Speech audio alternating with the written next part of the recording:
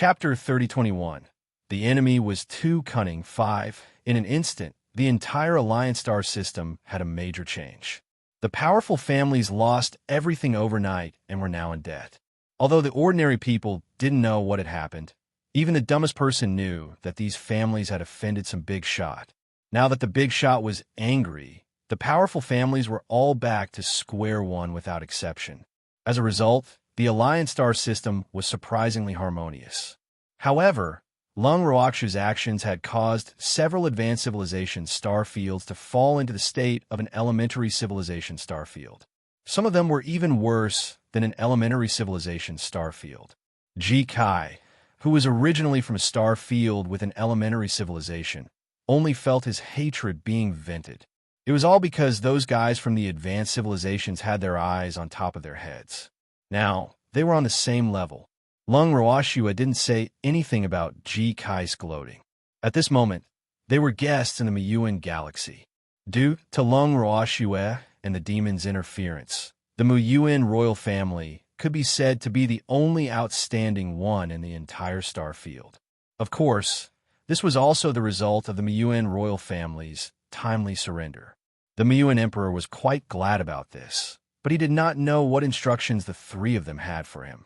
With caution, Emperor Mun treated Lung Ruoxu and the other two as honored guests and tried to find out the purpose of their visit. Although he was more than happy to be able to hug the thighs of these two gods, he was also a little afraid at the same time. Such a tangled mood made him quite troubled.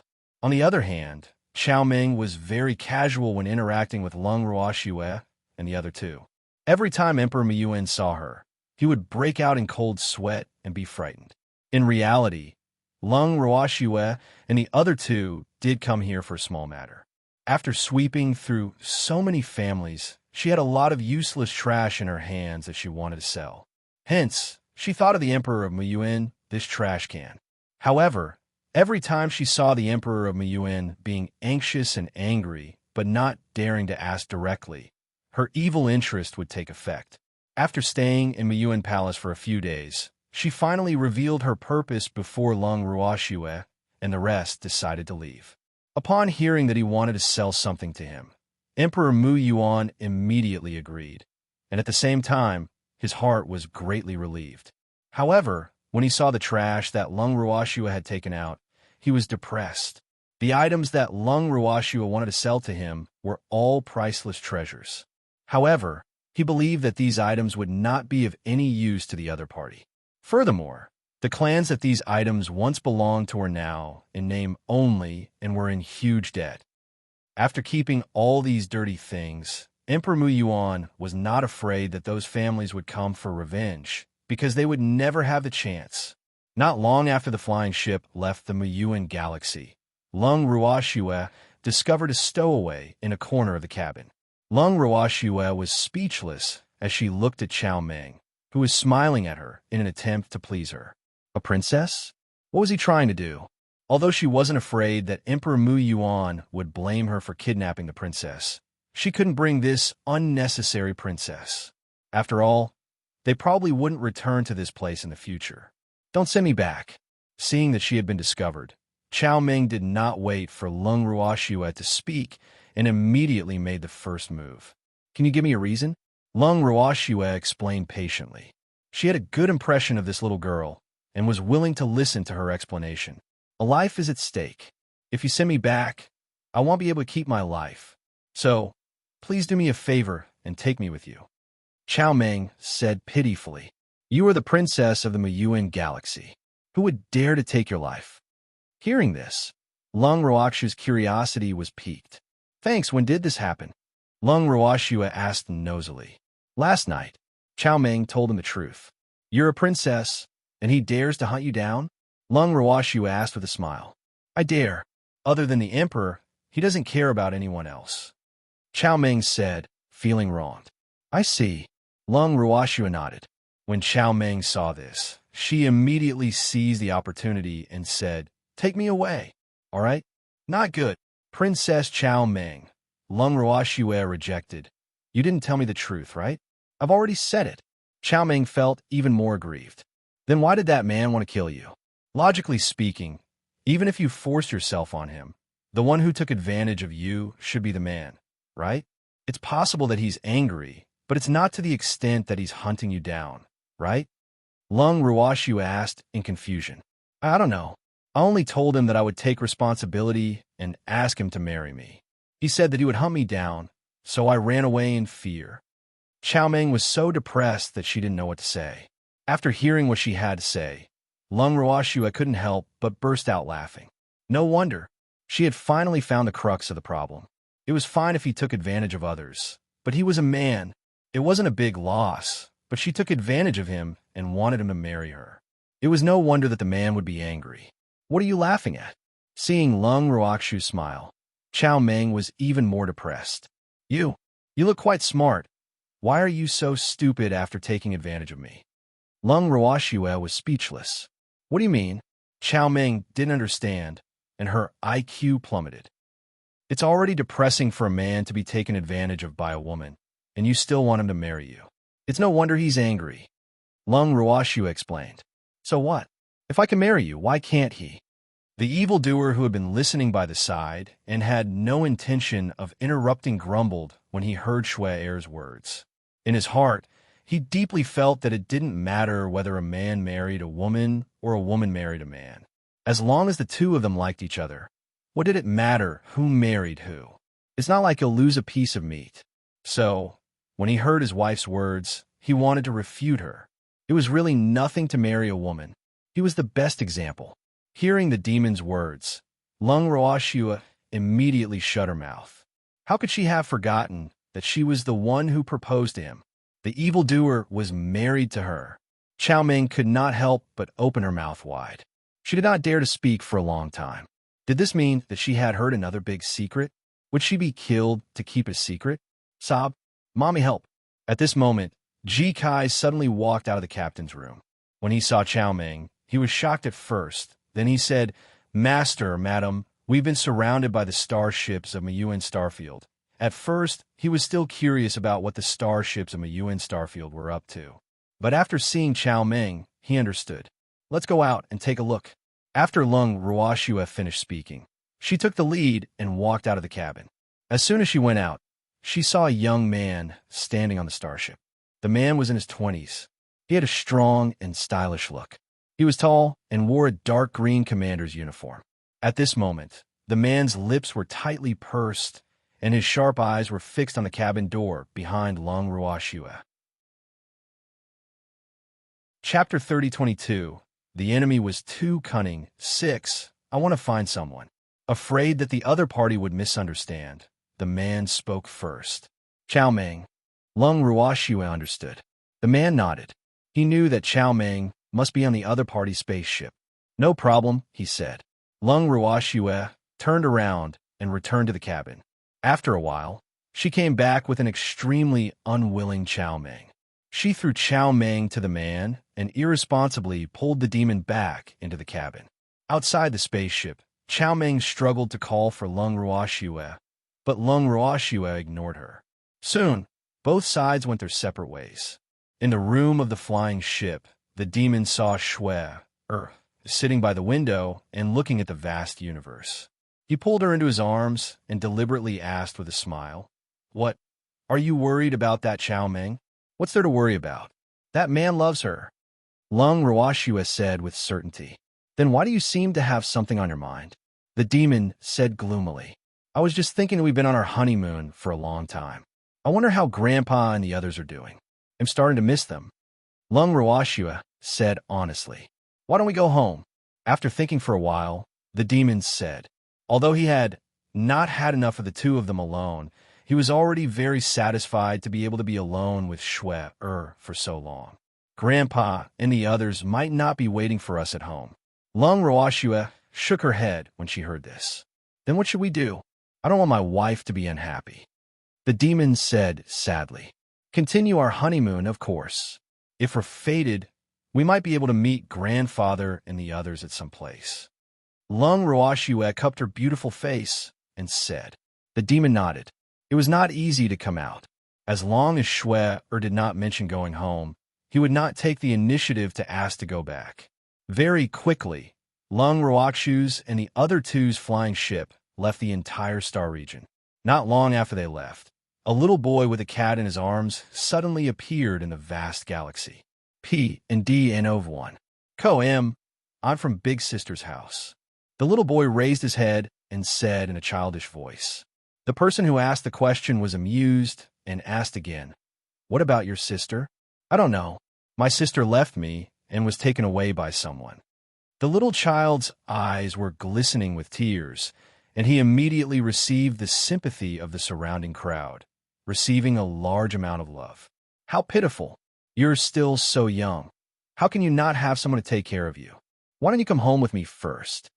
A woman in her early 30s said sympathetically. No need. I just want to find my sister. The little boy's will was very firm, and his face seemed to say, I will never be taken away. Thanks when the others saw that the little boy was so clever, they also tried to persuade him, but all of them were rejected by the little boy without exception. At this time, the snow-white cat in the little boy's arms was a little impatient and reached out its sharp claws to the crowd. Most of the onlookers were middle-aged women. When they saw the kitten show signs of losing its temper, they unconsciously took a few steps back. In the end, under the awkward atmosphere, the middle-aged women reluctantly watched the cute baby turn and leave. Seeing that most of the people around him had left, the little boy carried the snow-white kitten to a corner. Immediately after, the snow-white kitten went crazy. You idiot! I told you to find Nyo's whereabouts, not to act as a homeless child. You're really stupid. Look at what you've been doing all this time. The little white cat, Song, roared with a face of disappointment. Forming an alliance with Qingju could be said to be the thing that Song regretted the most in his life. This fellow was too stupid. Did it mean that Qingju could not do a single thing that he had asked Qingju to do? Every time, it would be angered half to death, and it still couldn't find Nyo's whereabouts. It was the same now. The moment he appeared, he was surrounded by people, just like the other places. Song was really about to die from anger. As for Qingju, he was naturally very aggrieved after being scolded. He said with a slightly choked voice, "Why don't you do it?" "Me? If I could come, would I still need you to come?" Song roared, so angry that the fur on his body stood up.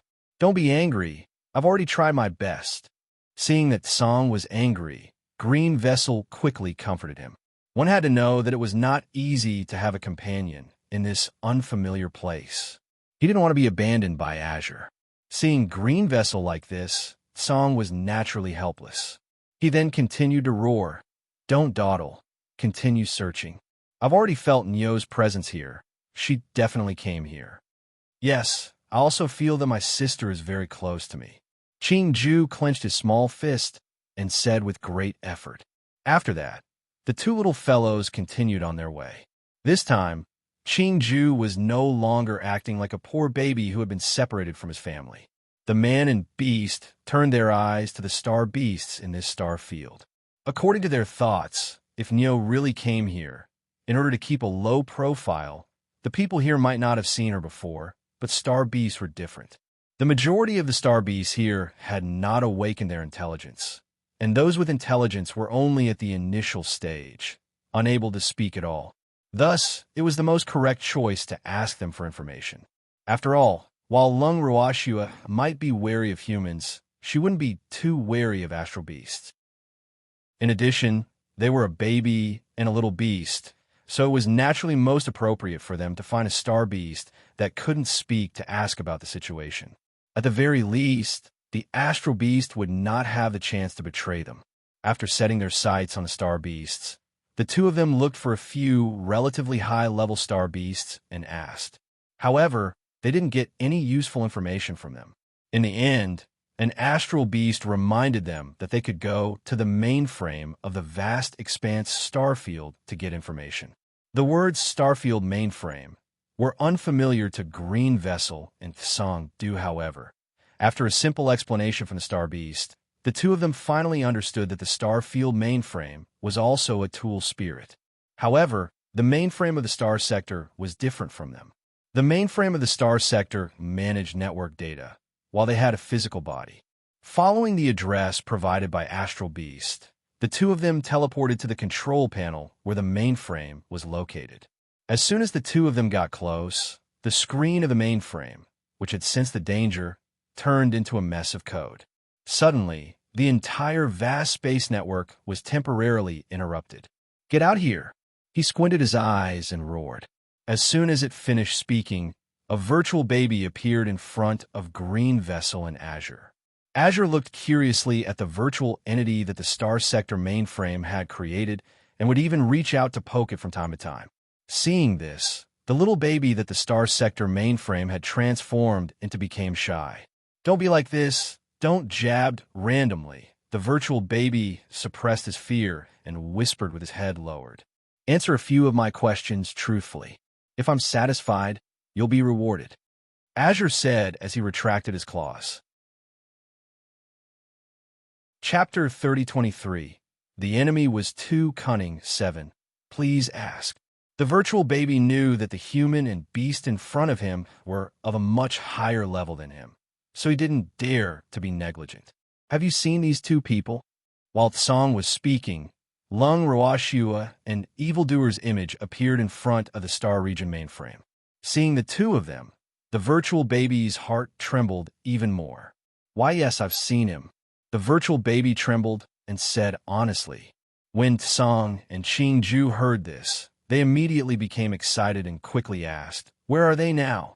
"They were taken away by the people of the Alliance Council a while ago," the virtual baby said carefully.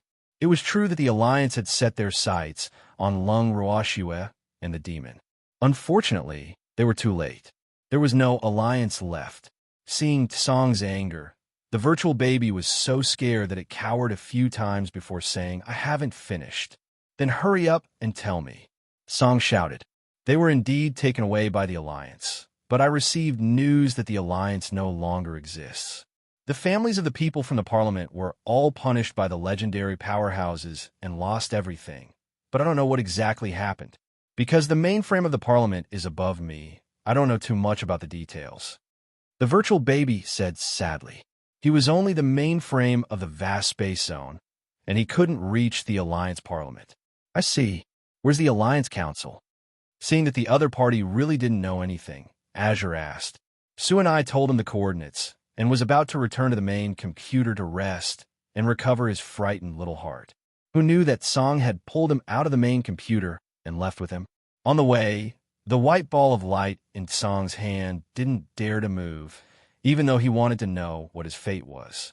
After the mainframe of the Vast Expanse Star Field was taken away, the network of the Vast Expanse Star Field went on strike, but Tsong obviously didn't care about that. They quickly arrived at the Star Sector where the Alliance Council was located, but all they saw was a scene of devastation. After using their divine senses to search, the two of them could not find Lung Ruoshua and the demon. They found a star beast and asked it for the reason. Then, the man and the beast left with the vastest and Starfield mainframe. At the same time, the mainframe of the Alliance Council, which was already extremely weak, was also taken away. This unlucky mainframe had managed to survive the laser cannon, but it had ended up in Cold's hands. This made one of the mainframe rather depressed. But against Cold's power, the unlucky mainframe didn't dare to resist and told him everything that had happened in the Alliance Parliament. Tsong and Green Vessel were furious. Someone dared to bully his sister. Someone dared to bully his girl. After the man and the beast learned the truth, they went to find the criminal to take revenge. Compared to Lung Ruoshua, who had only stripped the other party of their wealth and status, Tsong and Qingju's methods were much crueler. Their appearance had also caused the other clans, which had already suffered great losses, to become even worse. Thanks after that, they rushed to the Muyuan Galaxy. Muyuan Galaxy was the only galaxy that had not suffered any losses from the Alliance Conference incident that Tsong and Green Vessel knew of. Hence, it was not hard to deduce that Lung Ruoshua had some ties with the people from Muyuan Galaxy. Without any hesitation, the two of them appeared in front of the Emperor. The Emperor, who had been sitting in his study dealing with official matters, saw the man and beast suddenly appear in front of him. He was so frightened that his little heart couldn't stop trembling. He really couldn't understand how this man and beast had entered his study. Song went straight to the point, ignoring the emperor's shocked face, and directly asked, "Where's my girl? A talking star beast?" When Song opened his mouth, Emperor Mu Yuan was even more shocked, and his jaw almost fell off. After living for so many years, this was the first time he had learned that star beasts could speak. "Don't compare me to those low-level star beasts." Emperor Mu Yuan. Azure fire roared as he sensed Emperor Mu Yuan's thoughts. Ugh! Emperor Mu Yuan was embarrassed and at a loss. The strength of the little beast in front of him was so terrifying. It actually knew what he was thinking. However, the other party seemed to be here to ask for information. Who's your girl? After forcing himself to calm down, Emperor Mu Yuan asked carefully. Song didn't say anything more and directly played Lung Ruoxu's image. Looking at the familiar figure on the screen, Emperor Mu Yuan understood. No wonder this little beast could speak. It really wasn't a star beast. They've already left. Knowing that the other party wanted to know Lung Ruoxu's whereabouts, Emperor Mu Yuan quickly said.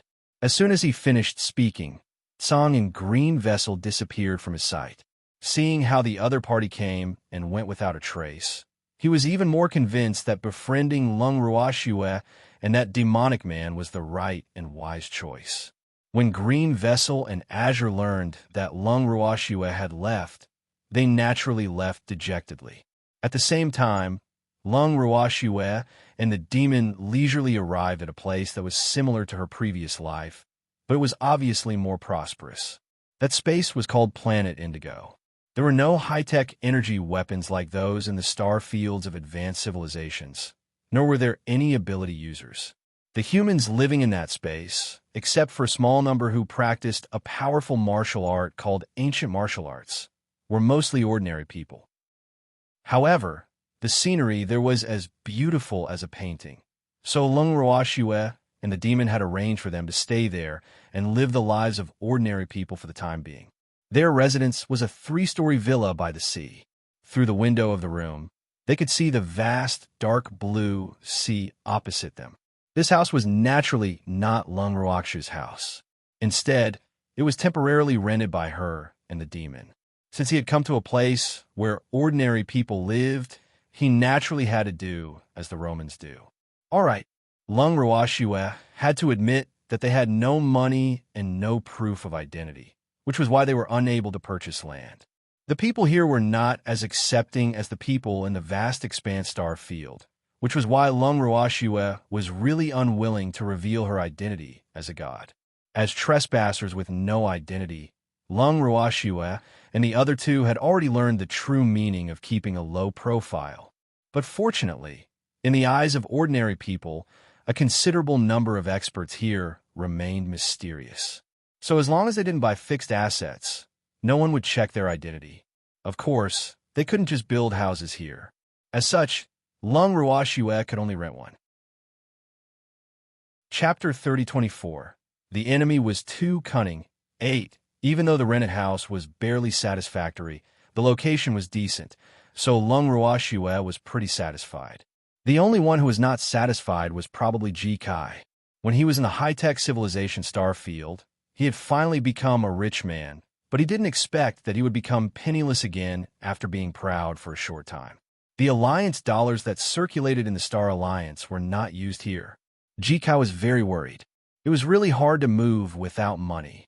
Glancing at Lung Ruoxu and the demon who were taking a walk by the sea, Ji Kai deeply felt that as a competent butler, he could not let his master and madam be troubled over such a small matter like money. However, when he was renting the house, he had already sold all the items that could be sold without attracting anyone's attention. In a short period of time, he had nothing to sell. Seeing that his pocket was cleaner than his face, he was anxious. Just as Ji Kai was feeling depressed, Lung Ruoxu and the demon had already entered the deep sea. The purpose of the two of them going to the bottom of the sea was naturally not to dive, but to make money. What was the most profitable thing in the sea? In addition to all kinds of fresh and delicious seafood, there were naturally pearls. Lung Ruoxu found out from the internet that the women on planet Netherblue were extremely infatuated with pearls, which were treasures found in the sea. Almost everyone had a pearl accessory, and top-grade pearls that could reach the level of a precious treasure naturally grew in hidden places in the deep sea that no one could destroy. After gathering a lot of high-quality pearls and playing with the fish, the two returned to the shore. At this time, Jikai had already discovered that the two of them were gone. He was running around the beach anxiously like ants on a hot pan. When he saw Lung Ruoxue and the demon, Jikai quickly went up to them and said with a face full of resentment, "Master, madam, where have you been? I was so worried. What? Are you afraid that we'll leave you behind and leave on our own?" Lung Ruoxue laughed and teased. "Madam, why would I think that way?" Jikai felt wronged. Although he had such a thought for a moment, it was only for a moment, so he would never admit it. Seeing that he denied her intentions, Lung Ruoxue did not say much. She took out a black pearl the size of a baby's fist and said, "We're going to pick pearls." What a huge pearl. Jikai's eyes widened in disbelief when he saw the big pearl.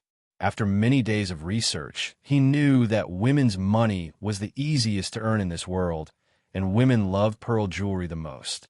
After the surprise, Jikai's eyes lit up. Needless to say, he thought of money, a lot of money. Seeing that Jikai's eyes had turned into the dollar symbol, Lung Ruoxue smiled calmly. "Don't even think about it. I'm interested in it." "Madam, you have good eyes." Jikai was a bit depressed, but he naturally couldn't sell the things that Madam liked, so he could only continue to worry. Lung Ruoxue laughed as she looked at Jikai's unconcealed disappointment. Then, she pulled the evil demon back to her room. After 3 days of hard work in the room, Lung Ruoxue made a few sets of pearl jewelry and handed them to Jikai. "Thanks, sell it," Lung Ruoxue ordered. "He'll go now." With Lung Ruoxue's approval, Jikai was full of energy. After seeing off Jikai, who was walking on air, only Lung Ruoxue and the demon were left in the huge villa. The demon was naturally happy to be able to spend time with Shui alone. Unfortunately, Jikai had returned too quickly. He had been out for less than 2 hours. Seeing that his master's expression was not good, Jikai quickly explained, "Master, the jewelry hasn't been sold yet. The jewelry company needs to raise money, so I came back first." What jewelry company doesn't even have money? He had to raise money to buy a few sets of jewelry? Jikai, did you find a weak company? Don't sell Shui Heir's hard work for cheap. The demon was a little dissatisfied. The things that his wife had worked hard for several days, it was not good if they could not sell a good price. Hearing this, Jikai's mouth twitched. It wasn't that the jewelry company didn't have money. He was the one who asked them to pay in cash. Which company would be able to produce such a large sum of cash? Jikai didn't forget the look on the face of the person in charge of the jewelry company when he said that he wanted all the money in cash. "Master, it's not that the jewelry company doesn't have money, but I'm asking for cash. The few sets of jewelry that Madam gave me were sold for a total of 120 million indigo coins. The other party did not have that much cash on hand at the moment, so the transaction could only be delayed." Not wanting his master to misunderstand, Jikai explained. Hearing this, Lung Ruoxue couldn't help but burst out laughing. All in cash, how could Jikai think of that? However, it seemed that Jikai cannot be blamed. It was their fault that they did not have any identification and could not apply for the blue card. But when Lung Ruoxue thought of Jikai throwing a pile of money at them when they went out to buy things, she couldn't help but laugh. A week later, Lung Ruoxue and the evil spirit followed Jikai to the jewelry company. Besides wanting to see the 120 million in cash, he also wanted to cover for Jikai. After all, if Jikai was the only one who showed up with so much money, it might cause suspicion. When they arrived at the jewelry company, a middle-aged man immediately came out to greet them. "Mr. G, you're here." The middle-aged man was extremely friendly. However, he only took one look at Jikai before his gaze was immediately attracted by Lung Ruoxue and the demon behind Jikai. It was mainly because the two of them were too beautiful, and they deliberately put on a cold, noble, and silent appearance, so it was difficult for the middle-aged man to ignore them. However, The middle-aged man had been in the business world for many years. Even though he was curious, he did not show it on his face. After a round of warm greetings with Ji-kai, he asked, "Who are these two?" "They're my bodyguards," Ji-kai said arrogantly, but cold sweat was pouring down his face. "Bodyguard? I didn't expect Mr. Jaya's bodyguard to be so amazing." The middle-aged man exclaimed in admiration. "This is nothing. In my family, their looks can only be considered ordinary." Ji-kai bragged without holding back. When the middle-aged man heard this, he thought to himself, "This Mr. Jaya's identity is indeed not ordinary." It seemed that it was no coincidence that the other party could take out so many beautiful jewelry. More importantly, the level of craftsmanship of those sets of jewelry was absolutely unprecedented. Even in the next thousands of years, no one would be able to replicate it. As such, those sets of jewelry were naturally more precious and unique. Faced with the middle-aged man's shock, Lung Ruoxue could not help but feel speechless. Chapter 3025. The enemy was too cunning. 9. After giving Ji-kai a warning look, Ji-kai immediately understood and said carefully, "Mr. Fong, can we make the deal now? Of course, the money is ready. We're just waiting for Mr. Ji to hand over the money and the goods." The middle-aged man smiled and invited Ji-kai and the other two into his office. The middle-aged man's office had a small room.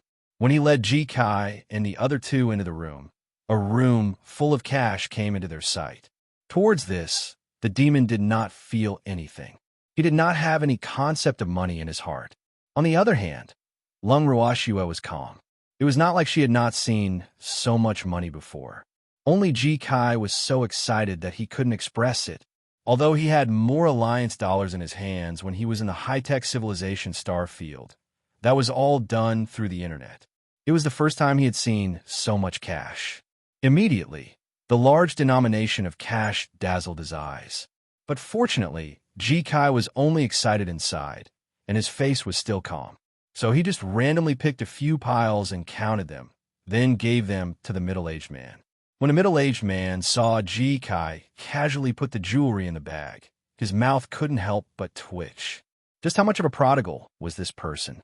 Fortunately, the jewelry now belonged to him. So he took out the red velvet box and carefully wrapped the jewelry in several layers before putting it in the safe. The money in the house already belonged to Ji-kai. Seeing Ji-kai put the money into an ordinary sack that was half the height of a man, the middle-aged man was speechless. He couldn't help but complain that Ji-kai was not as casual as he usually was. However, he clearly could not control the other party's actions. Ji-kai only filled up 5 sacks with money. Then, Lung Ruoxue and the other two carried the 5 sacks filled with money and walked out of the jewelry company in a carefree manner under the twitching gaze of the middle-aged man. Even though Lung Ruoxue really wanted to keep the money, she resisted the urge to do so as not to attract attention. She thought to herself, "This is a place for ordinary people. Don't do things that don't match the customs of the people here." With this thought in mind, Lung Ruoxue and the other two pretended to be calm as they carried the gunny sacks of money and walked on the streets. The 3 of them did not have any means of transportation. Apart from Lung Ruoxue, Ji-kai and the demon did not think of buying a car. Of course, it was mainly because they were penniless before. The little money they had was used to pay for the rent. Therefore, other than living in a villa, the 3 of them were living below the poverty line. Now that she had money, Lung Ruoxue naturally thought of the car problem. With a sweep of her divine sense, she knew that there was a 4S shop nearby, so she directly brought the evildoer and Ji-kai there. When they arrived at the entrance of the 4S shop, Lung Ruoxue and the other two were blocked. "I'm sorry, we don't have any trash to sell here." The shop's receptionist saw that Lung Ruoxue was too beautiful and didn't like her.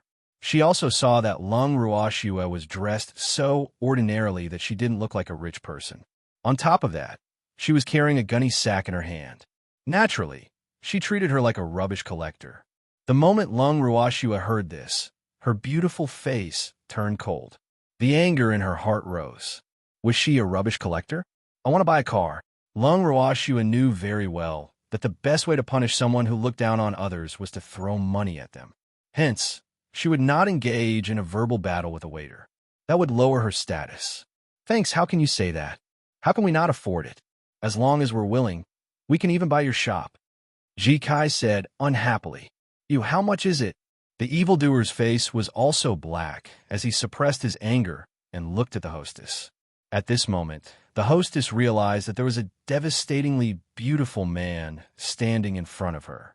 How could she not have noticed him before? It was all that woman's fault for setting the wrong target. However, it was obviously too late to remedy the situation now. The hostess wasn't stupid. She knew that she was no longer welcomed. So after being stunned for a moment, she put on a disdainful expression and said in a high and mighty tone, "I'm priceless.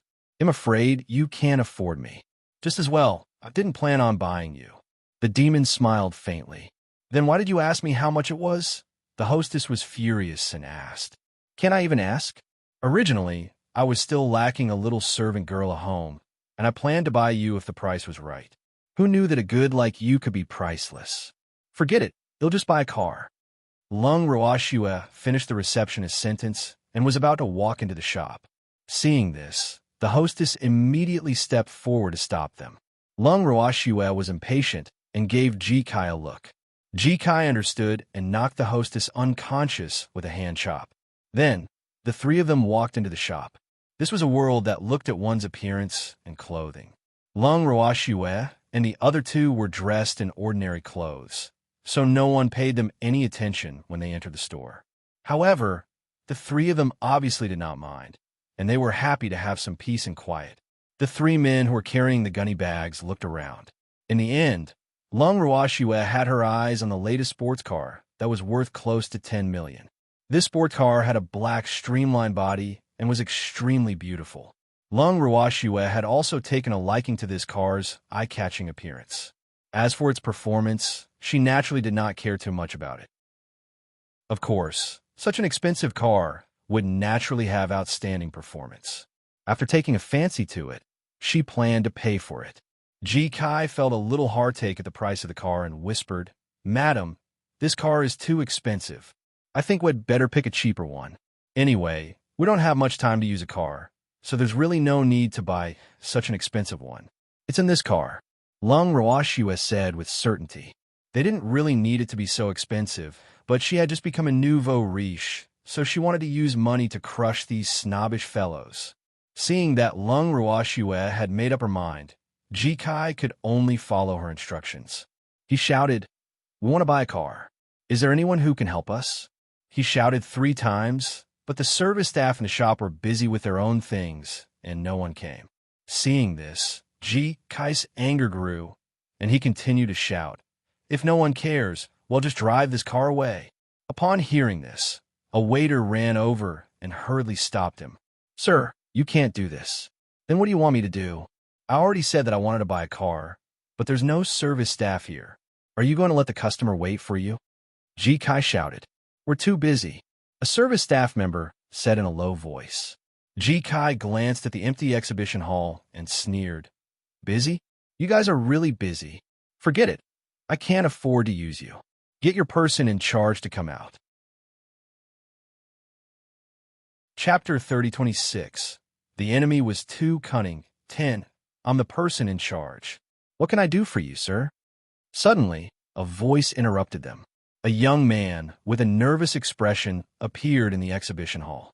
Beside him was the hostess who had been knocked unconscious by Ji-kai. Then Ji-kai and the other two heard the hostess complain, "Manager, it's them. They want to rob our store. Call the police." Hearing the words of the hostess, Ji-kai was speechless. They hadn't even thought about robbing. How could they be charged with this? As such, should they satisfy the expectations of this hostess? While Ji-kai was hesitating, the young manager had already turned around and glared at the hostess. Then, he smiled at Ji-kai and said, "Sir, I'm sorry. My staff must have misunderstood you. I know that you're not that kind of person. That might not be the case." Ji-kai glanced at the young man and said lightly. Hearing Ji-kai's words, Lung Roashue almost laughed out loud. On the other hand, the young man's expression turned ugly. He didn't know how to continue. Then, He helplessly walked to Jikai's side and said warmly, "Sir, do you want to buy a car? It'll personally serve you. What's your purpose?" Jikai suddenly became alert. The young man was depressed when he heard this. What motive could he have? Wasn't it because the shop assistant looked down on him? In his eyes, he could not afford to offend any potential customer. Who knew which one would become his real customer? However, he didn't expect that his enthusiasm would be mistaken as having ulterior motives. He was really wronged. Seeing the young man's aggrieved expression, Lung Roashua didn't want to waste too much time here. She immediately said, "We want this one. Cash." Hearing the voice, the young man turned around and saw the outstanding man and woman standing on the other side of the sports car. He was instantly stunned. How could such a person be a robber? "I'm sorry, my shop assistants have offended you before. I hope the three lords can be magnanimous and not lower themselves to their level. I will punish them." After the initial shock, the young man apologized. "We're not some big shot. We're just here to collect trash," Jikai said gloomily. The young man didn't know what to do. Why couldn't he continue the other person's words? Sensing Jikai's anger, the young man could only keep saying good things to calm Jikai down. After that, the young man turned his gaze towards Lung Roashua and smiled. "This car is a limited edition in the world. There are only 500 of them in the world. Miss, it's an honor to be able to buy it. I should feel honored just because there's a limit of 500 cars." Lung Roashua did not wait for the young man to finish his words of praise before she asked indifferently, "Ugh." The young man who had been talking nonstop was immediately at a loss for words. In fact, he just wanted to let the other party know that there were only a few cars. He did not expect the other party to have such a reaction. One must know that compared to the world's population of hundreds of billions, 500 was really a small number. Unfortunately, the other party did not appreciate it. In reality, one couldn't blame Lung Roashua for not appreciating their kindness. What was the use of having a limited number of cars to a god? No matter how fast a sports car was, could it be faster than a god's teleportation? The reason why Lung Roashua wanted to buy a car was mostly because she wanted to do as the Romans do. After all, they couldn't possibly walk out of the house in public in the future, right? Therefore, the person in charge of the 4S store had expressed the wrong feelings. "Quickly go through the procedures.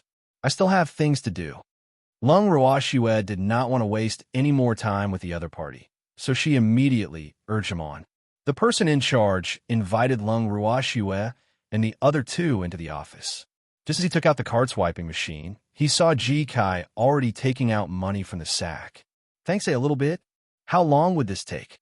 The person in charge's eyes were dull, and he was in a daze. This was a real nouveau riche, right? It had to be said that Lung Roashua's act of throwing money at people had completely shocked the young person in charge, pushing his mental tolerance to the limit. Just then, a shrill scream came from outside. "Arg! This is a robbery!" Hearing the scream, the young man immediately came back to his senses and ran out of the room. The one who let out the shrill scream was the hostess. The young man saw her and asked nervously, "Where's the robber?" There were quite a few expensive sports cars in the store. If they were really robbed, the losses would definitely be huge.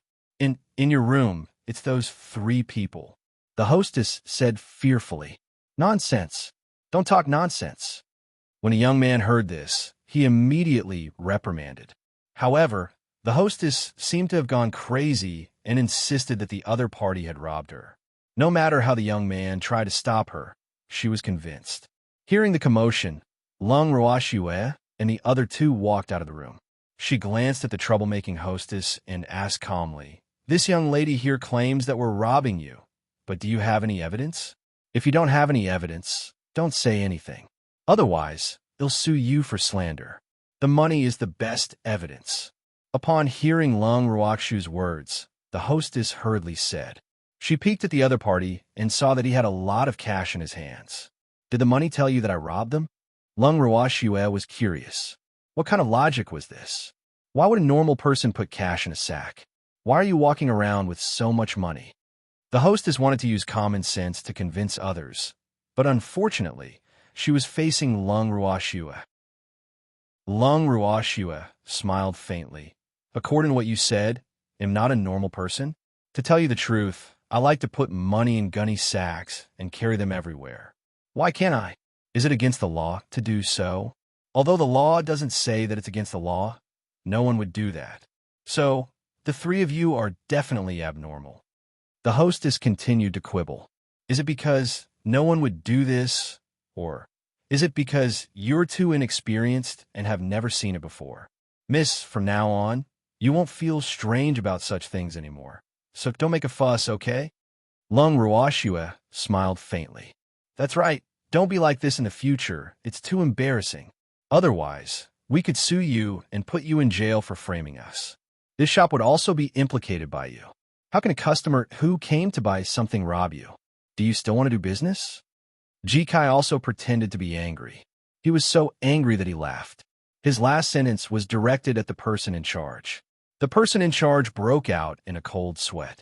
He glared at the hostess and warned her not to cause any more trouble before he respectfully invited Lung Ruoxue and the other two back into the office. Chapter 3027. The enemy was too cunning. 11. After a series of apologies, Lung Ruoxue and the other two expressed that they would not hold it against him. Only then did the person in charge feel at ease. Then, he resigned himself to his fate and counted the money. He then quickly went through the procedures for Lung Ruoxue.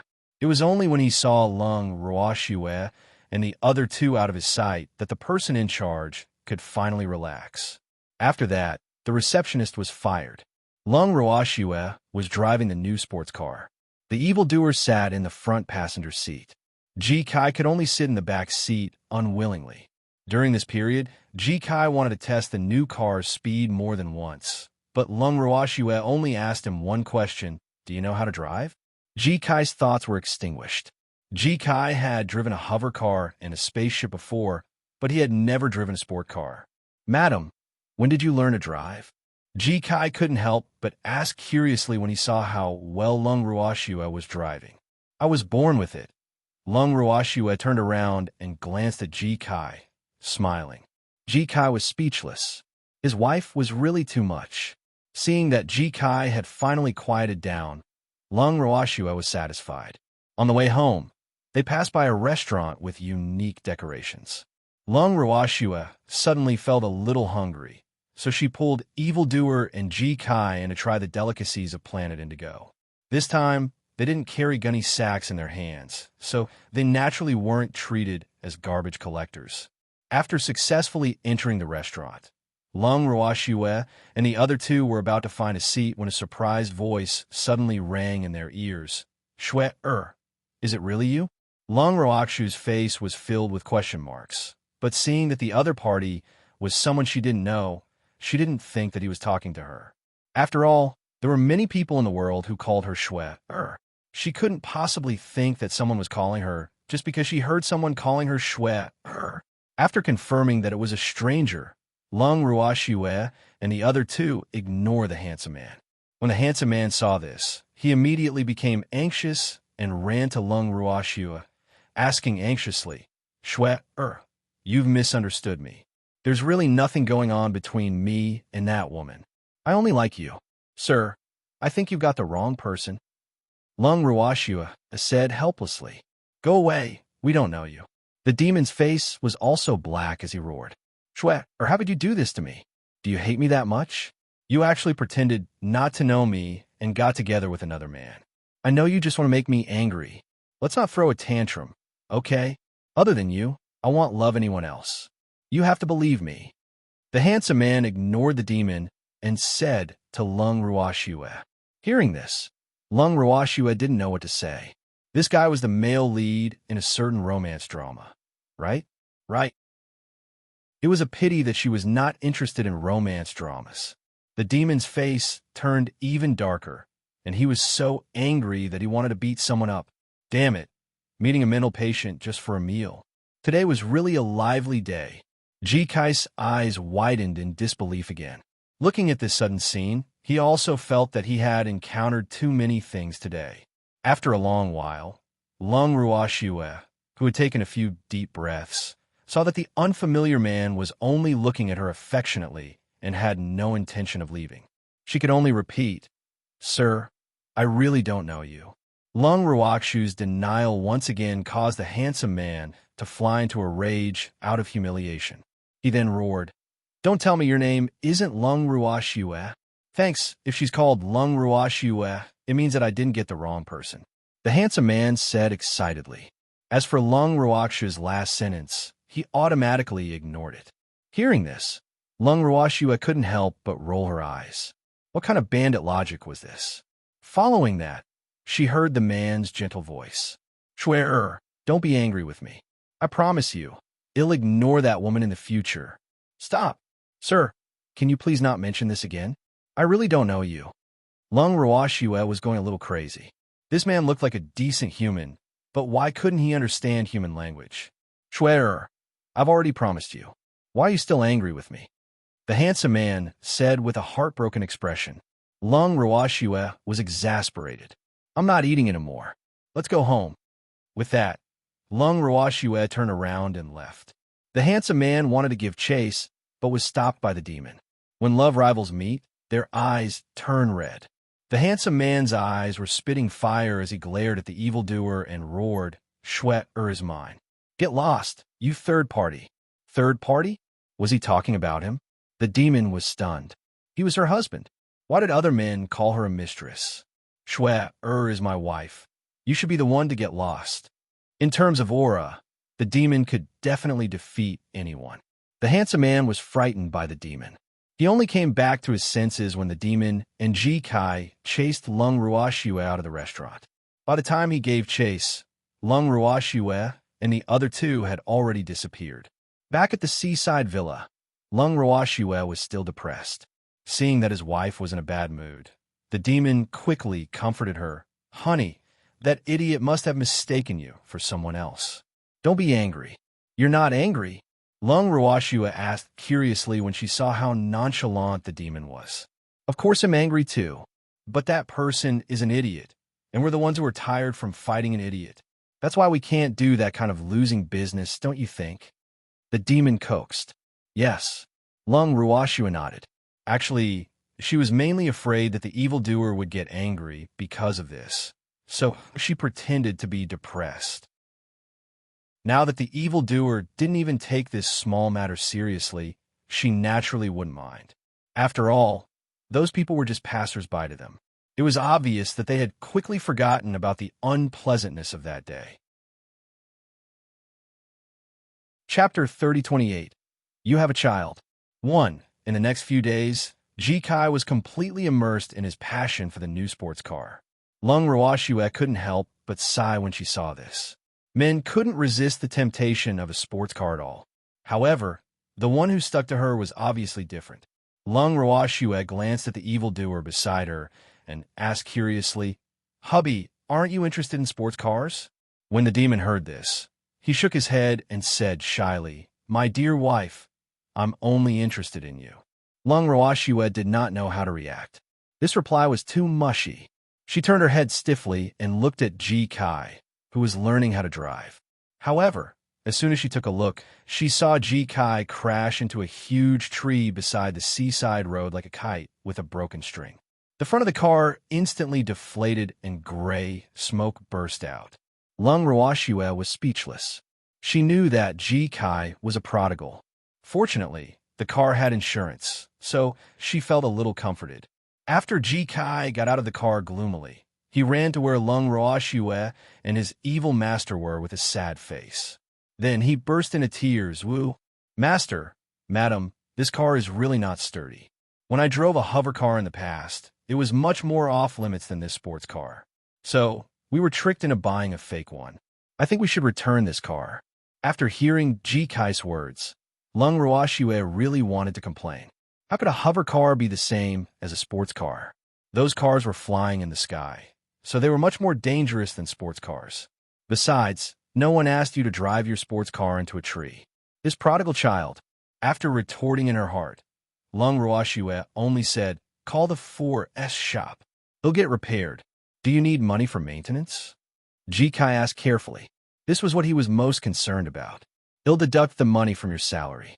Lung Ruoxue laughed evilly. Ji-Kai was stunned. Although he really wanted to ask if he had a salary, he still wanted to ask.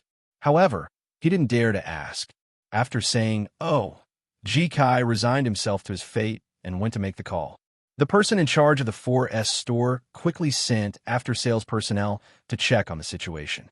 When they saw the car and the tree in close contact, the person's face darkened. This was clearly a man-made accident caused by improper driving. This kind of man-made damage, their shop generally wouldn't give free repair, nor would they provide insurance. However, facing the 3 pairs of eyes that were staring at him, he did not dare to say that he would not give them free maintenance. The gazes of these 3 people were truly too frightening, especially a certain middle-aged man. When she saw him, her eyes glowed like a wolf seeing meat. If he said that he would not give her free repair, she did not know if she could leave this place alive. After hesitating for a while, the person still bravely said, "I'm really sorry, but this accident was man-made, so we can't repair it for free. Even insurance doesn't cover such a situation." P&D-N-O-1. Sir, it's not that we don't want to repair it, but we don't want to give it free repair. In your situation, it's obvious that it was man-made. No 4S shop would give it free repair. Also, please forgive me for being a busybody, but with this car's condition, even if you complain to the Consumer Association, you can't change the fact that you can't repair it for free. The man explained patiently. After all, they were in the right. Therefore, he wasn't afraid of the other party making a fuss. "Thanks. You mean we're blaming ourselves for the car?" Ji-kai wasn't stupid. He could tell. "Nonsense. It's clearly the quality of your car that's not good. The car I used to drive, even if it had an accident, it wouldn't have been like this."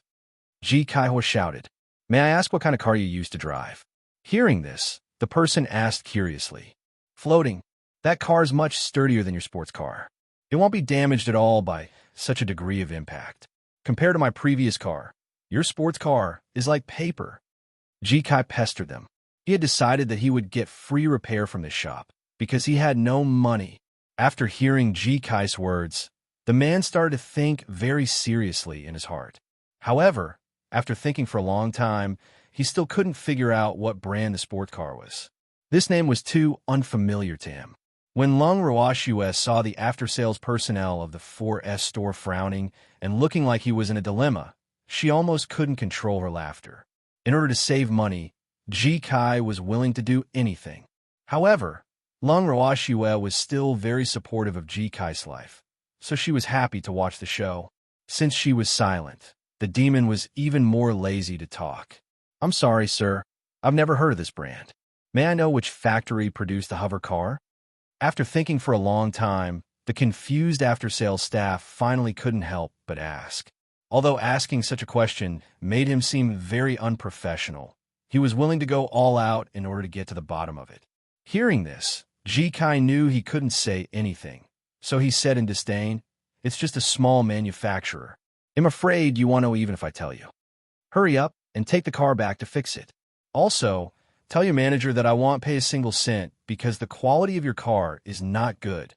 After saying that, Ji-kai left everyone behind and swaggered back to the villa not far away with his head held high. Seeing this, Lung Roashue smiled at the after-sales personnel and said, "It'll have to trouble you to make the quality of this car better." After saying that, she pulled the evildoer and left without looking back. The after-sales personnel who had been left behind was completely dumbfounded. He was being abandoned. He looked at the sports car that had been badly damaged and felt gloomy.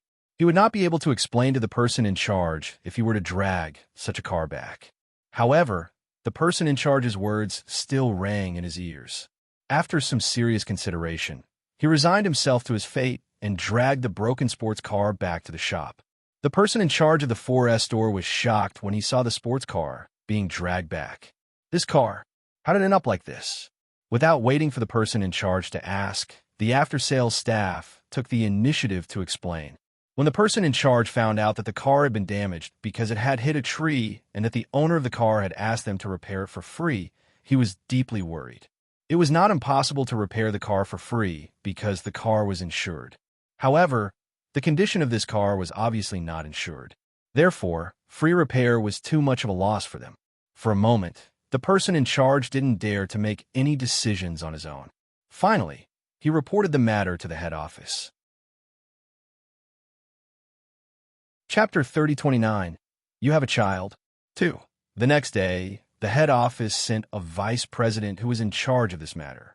The person in charge of the 4S store accompanied him to the door to discuss this matter with Lung Ruoxue and the other two. Lung Ruoxue and the other two had received a notice from the person in charge early on and were waiting at home for a certain CEO to come. However, when Lung Ruoxue saw the vice president, she was completely depressed, because that person was none other than the emotional man she had met at the restaurant earlier.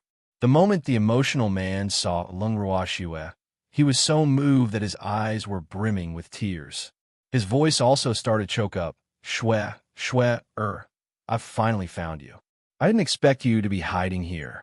Lung Ruoxue was speechless. She did not hide, all right? She had been living here all along.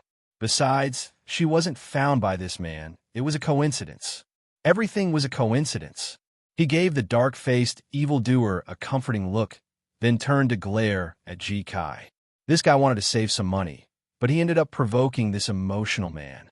This was great. There was no place to hide. Lung Ruoxue had already started to think about the possibility of changing her residence. However, after thinking about it for a while, she felt that it was too much of a loss to move to another place for a sentimental man. They had already signed the rental contract with the owner. If they broke the contract, not only would they not get the money back, but they would also have to pay the penalty fee. Damn it! Lung Ruoxue was extremely depressed. The person in charge's jaw almost fell off when he saw the vice president's aggrieved expression. Oh my God, what was going on? Old lovers meeting? It didn't look like it. This was because when Lung Ruoxue and the other two saw the vice president, they clearly showed a rather disdainful expression. Especially the middle-aged man. His eyes were so fierce that he wanted to skin the vice president alive. Based on the above situation, the person in charge was certain that the meeting between the two sides would definitely not be harmonious. He hoped that they would not fight. The person in charge prayed silently. On the other hand, Ji Kai was as depressed as Lung Ruoxue. He had never thought that this wolf would be summoned to his house. Now, his evil master would probably hate him to death. Woo! Ji Kai glared at the emotional man, wishing that he could make the other party retreat in the face of difficulties. However, it was obvious that the emotional man did not notice Ji Kai's situation at all. His thoughts were all on Lung Ruoxue. Didn't I already explain it clearly last time? Seeing that Lung Ruoxue had not said a word, the emotional man asked again. Sir, you've got the wrong person. Lung Ruoxue sighed and finally said. When the person in charge heard this, he heaved a sigh of relief. It turned out that the vice president had mistaken him for someone else. Good. He didn't want to offend the three of them, because they didn't look like people to be trifled with. One had to say, the person in charge was right. However, the vice president, who had completely fallen into his own fantasy, refused to give up and said with a sad expression, Shue, what do you want me to do? He'll definitely do as you say. Really? Lung Ruoxue was skeptical. She did not think that this man would give up so easily. Of course. To show my sincerity, just tell me what you want. He'll definitely do it. The emotional man promised. All right, then please leave my life. I'm really not the person you're looking for. Lung Ruoxue didn't want to miss the opportunity and hurriedly said, Fix the car while you're at it, Ji Kai added.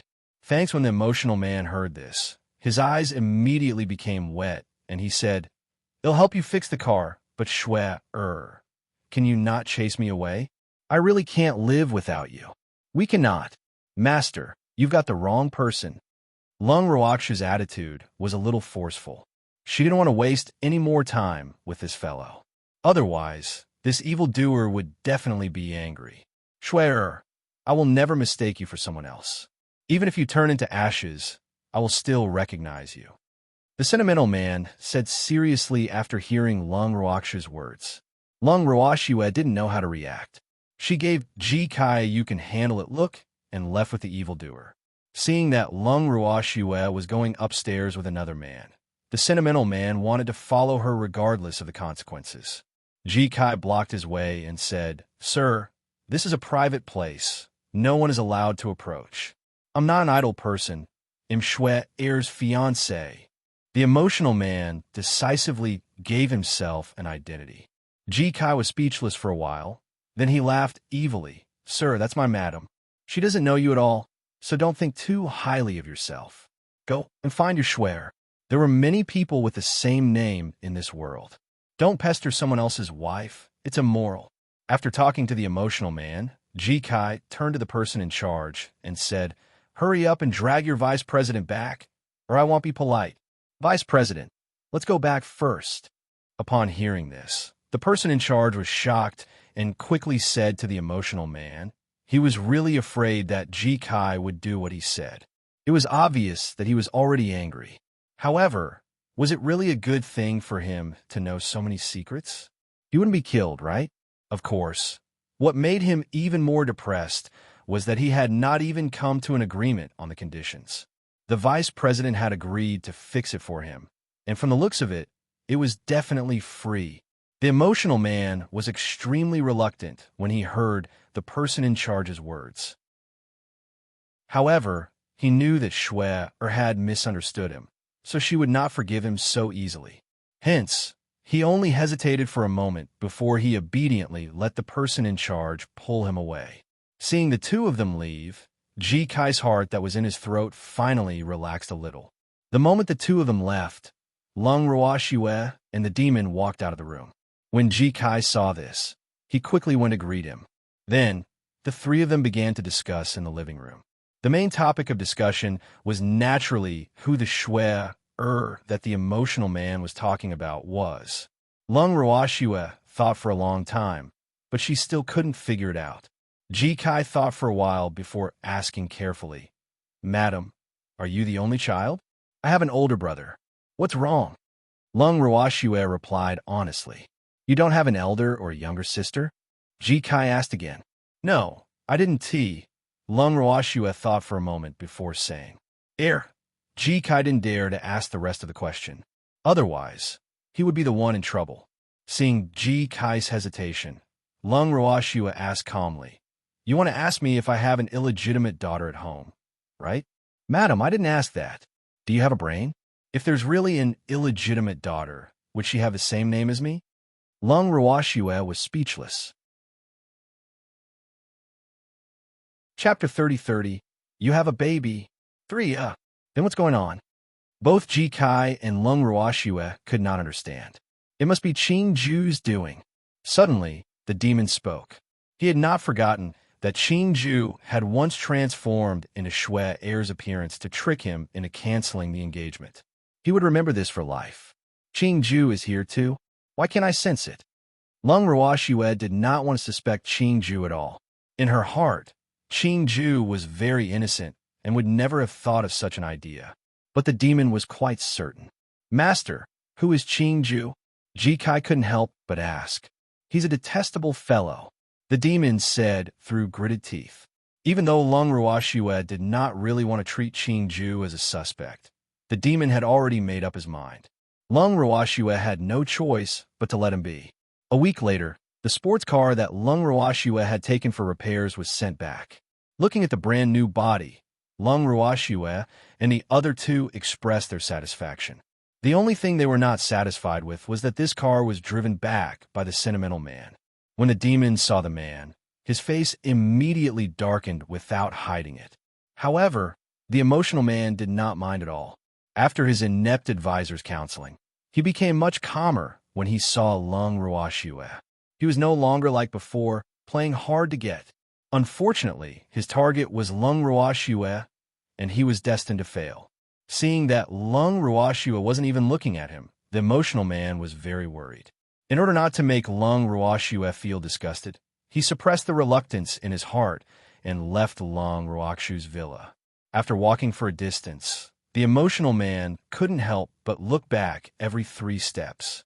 Seeing that the man was really here to give him the car and didn't continue to pester him, Ji Kai expressed his surprise. Strange. He actually didn't confess his love to Madam. Ji Kai couldn't help but ask. As expected, His words received glares from Lung Ruoxue and the demon. Ji Kai, who only realized later that he had said something wrong, hurriedly excused himself to practice driving and left the sight of his master and madam. However, in less than half an hour, Ji Kai came back dejectedly. The first thing he said when he saw Lung Ruoxue and the demon was, "Master, madam, I've damaged the car again." "You hit a tree again?" Lung Ruoxue was speechless. The speed was really fast. "It's not the same tree," Ji Kai explained in a low voice. He had something on his mind, so he accidentally bumped into the tree. "What? From what you're saying, you want to knock down all the trees on the side of the road?" Lung Ruoxue was speechless. "What benefits did that guy give you to make you help him like this?" At this time, the demon's eyes were also spewing fire as he roared. Ji Kai was dumbfounded. He didn't help a certain someone. How could his master misunderstand him like this? Ji Kai expressed his grievance.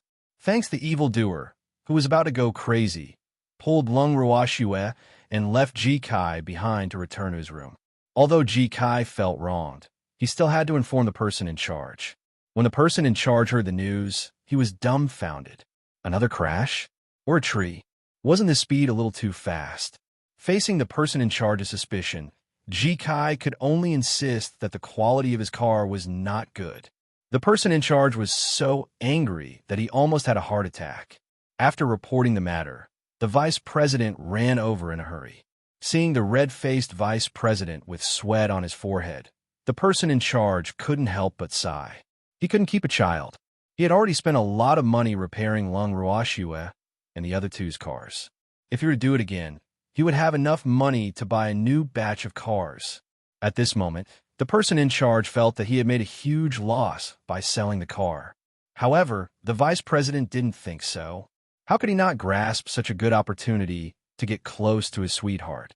At this moment, he was treating Ji Kai as his benefactor. He rushed to Lung Ruoxue's residence at top speed. The vice president led his men to pull away the sports car that had crashed into the tree. The only regret he had was not seeing Shui. However, there was still time in the future, and there would be plenty of opportunities, so he was not in a hurry. Before he left, he didn't forget to give Ji Kai a grateful and encouraging look, as if saying, "Do your best. That's the only way he'll have the chance to come." Facing the man's expectation, Ji Kai was completely worried. He really didn't do it on purpose. Who could he blame for the quality of the car? But now both sides had misunderstood him. What was he going to do in the future? Although Ji Kai was sad, when the car was repaired and sent back, he still drove it and crashed into it again. As a result, the owner ignored him and didn't even give him a good face, while the sentimental man became his best friend. Of course, the so-called best friends was only what the emotional man thought. Ji Kai would not abandon his master and wife for the immediate benefits. Therefore, with the idea of infiltrating the enemy's base to get information, he became familiar with the emotional man. The man's name was Chu Senator. He was the second young master of the Chu family, one of the top 10 families on planet Faint Blue. He was handsome, rich, and had an extraordinary status. He was very popular with women on planet Faint Blue. He was even praised as the diamond-ranked bachelor that women wanted to marry the most. It was said that he was ranked 5th. When Ji Kai found out about this situation, he immediately reported it to his master. Unfortunately, the demon didn't care at all. He was just a mortal. What could he do in the diamond world? What he wanted to know was how that guy knew Shui. Ji Kai then continued to ask around, and Chu's son, who treated Ji Kai as a confidant, told him everything he knew. Back then, Shui and I met at the beach. At that time, she stood alone by the beach, facing the ocean. She looked so lonely, so heartbreaking. With just one look, I fell in love with Shui at first sight. Later on, I found out that Shui had been abandoned, and my heart ached for her even more. I also want to know which blind man dared to abandon my Shui. Somewhere by the sea, Chu's son, who was chatting with Ji Kai, said. After hearing this, Ji Kai couldn't help but curse silently. From Chu Sen's words, he was very sure that Shui was not his wife. Based on his master's protective personality, It was impossible for him to abandon his wife. Ji Kai, tell me the truth. Did your master abandon that man? Shui, they made up now? Just as Ji Kai was complaining to himself, Chu Sun thought of something else. No, you've really got the wrong person. Ji Kai quickly said, Ji Kai, we're so familiar with each other, and I treat you as my friend. Don't lie to me. Chu Sun didn't believe him. Chapter 30-31. You have a child. 4. I swear on my character that my madam is not the person you're looking for. Ji Kai said seriously. Then where's my Shui? Woo. Shui, I miss you so much. Why can't we acknowledge each other even though we're so close? Do you really hate me that much? As he spoke, Chu San started to choke up again. Ji Kai was speechless when he saw the other party like this. From the looks of it, Chu San did not believe him. Watching his evil master go back to his room, Ji Kai was speechless and asked the heavens. In the days that followed, Chu San still came to report every other day. Of course, he did not get to see Lung Ruoxue even once. Every time he left, he was extremely disappointed. At the same time, Qing Ju and Song, who were searching for Lung Ruoxue in the galaxy, suddenly felt that Lung Ruoxue was very close to them. The two of them looked at each other and said in unison, Nether Blue Star? Before Qing Ju and Song left, they had left a mark on the people they had met. Hence, whenever the other party's emotions fluctuated, they would be able to sense it. Hence, after knowing that Lung Ruoxue might have gone to the Serene Blue Planet, the two of them rushed over to the Serene Blue Planet. Half a month later, a baby carrying a snowy white kitten arrived at Lung Ruoxue's villa. Standing outside, Qing Ju and Song Du felt a little nostalgic. At this moment, the door of the villa opened. Ji Kai stuck his head out from inside, but he didn't see the guest that the master and madam had mentioned. Just as he was about to close the door, he lowered his head and happened to see Qing Ju. Looking at the 1-year-old child, Ji Kai was a little speechless. Whose child was this? Where's Darren? Ji Kai looked left and right. He did not connect the baby in front of him with the guest that Lung Ruoxue and the demon had mentioned. Where's my sister? Seeing someone come out from inside, Qing Ju was no longer afraid and asked directly, Sister? Little friend, is your sister missing? Did you call the police? Ji Kai's heart softened when he saw such a pitiful little girl. My sister is inside. Qing Ju pointed at the villa and said helplessly. Idiot. Song also said. Ji Kai was already surprised when he heard Green Vessel's words. Now, he was dumbfounded when he saw a little white cat cursing at him. He couldn't speak for a long time. Seeing that he was in a daze, Qing Ju sighed softly and had no choice but to go in himself. His sister must be waiting for him. It was not until Green Vessel walked past Ji Kai that Ji Kai suddenly woke up, turned around, and shouted, Master, madam, the cat is talking.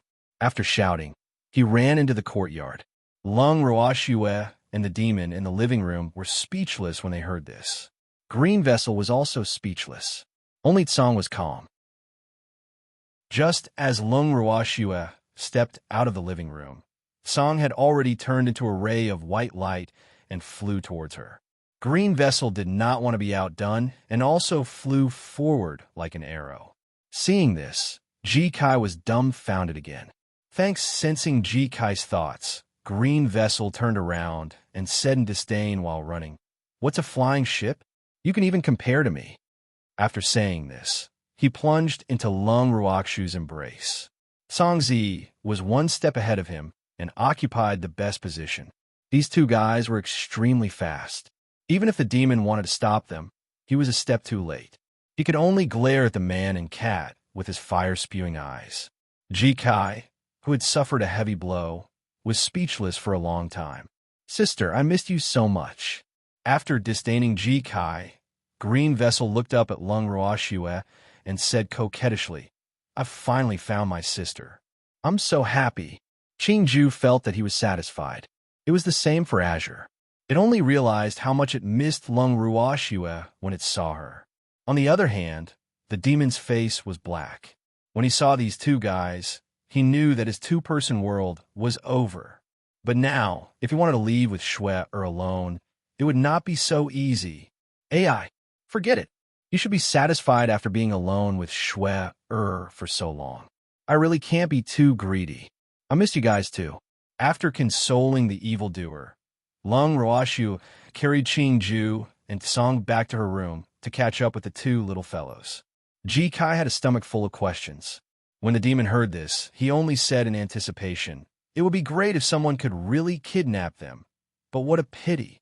Those two guys are not human, and no one can kidnap them. Oh heavens and earth. What did he mean by not human?" Ji Kai didn't dare to think further. In the days to come, he would have two more young masters. After knowing that Ji Kai was the demon's target, Song and Qingju immediately treated Ji Kai as a thorn in their side.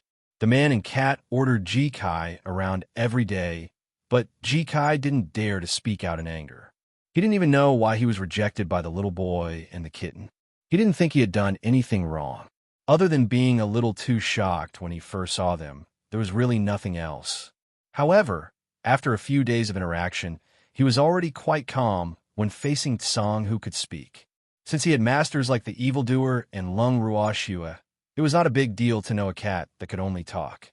Ji Kai, who had calmed down, did his best to serve everyone in the family, who knew that just as he got used to this kind of life, Chu's son, who had not appeared for some reason, actually moved next door and became their neighbor. Ji Kai, who knew all this, suddenly felt terrible. Seeing Chu-san come to visit him as his new neighbor, Ji Kai really wanted to just faint. It was not enough that he came to see him almost every day, and now he even moved next door. What the hell was this? Looking at Chu-san, Ji Kai gave up. However, the evildoer was not as angry as Ji Kai had imagined.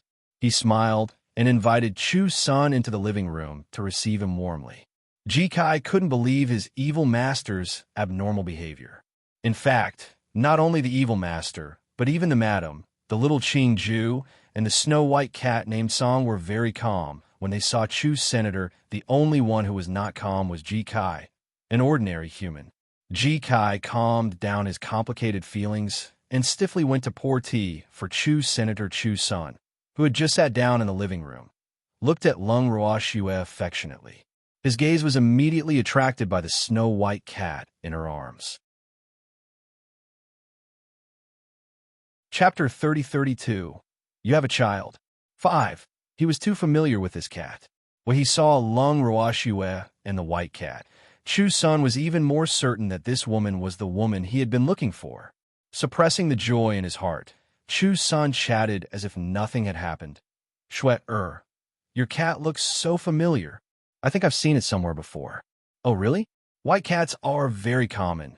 There's nothing to be surprised about. Lung Ruoshue replied half-heartedly, obviously uninterested in this question. That's true. However, your cat is of a very pure breed, and its fur is very bright. I can tell that it's a very rare and precious cat. Chu-san praised. Hearing this, Lung Ruoxu's reaction was very calm, but Song almost couldn't control himself and wanted to scratch her. You bastard. You're the one with a pure breed. Your whole family is pure breed. Song wasn't a real cat, so it hated people saying that about it. However, it felt a little guilty facing Chu's senator. It was even more afraid that the evil man would notice something. Hence, it could only suppress the burning anger in its heart and lay quietly in Lung Ruoxu's arms, pretending to be noble and cold. At this moment, Song heard Chu-sen continue. Yes, is yours a male or a female? It's probably a male. Lung Ruoshue was not too sure. It's a male. The demon was certain. That's great. I have a pure-blooded female cat at home. I think we can let them mate. I believe that the baby they give birth to will be purer. What do you think? Chu's son laughed. After days of thinking, he decided to change his strategy and try to integrate into her family. He believed that in time, Shue would be touched by his deep love. Who knew that just as he finished speaking, the teacup in front of Lung Ruoshue was flipped over by the furious Song. Of course, Chu's son didn't think that it was out of anger. He just thought that the cat didn't mean it. At a place where he couldn't see, Song's sharp claws had already reached out. However, it was stopped by Lung Ruoshue. After all, there was nothing wrong with what he said. But Song was furious. Your sister. It was not interested in female cats.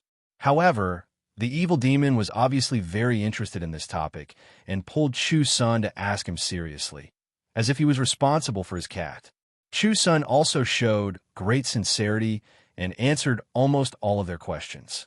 In the end, the two of them reached an agreement to find a chance to let the two cats get along. After sending Chu-sun off, the evil demon smiled at Song. Song, you're a person with a partner in the future, so you can't be willful anymore. Damn it, I don't like female cats. With no one else present, Azure no longer had to hide himself. He roared at evildoer angrily and even flashed his sharp claws. I really want to grab the pretty boy of the demonic man and kill him. How could he be so annoying? However, although he thought about it, Azure didn't dare to fight with the evildoer here, because Nyo had warned them that this was the world of mortals. They could bicker, but they were forbidden from fighting. In particular, it was forbidden to fight with demons. Otherwise, planet Dark Blue would be destroyed in their hands. Song, who would always listen to Lung Ruoxua, naturally didn't want to make his girl angry. As for evildoer, he wouldn't do anything that would make his wife unhappy.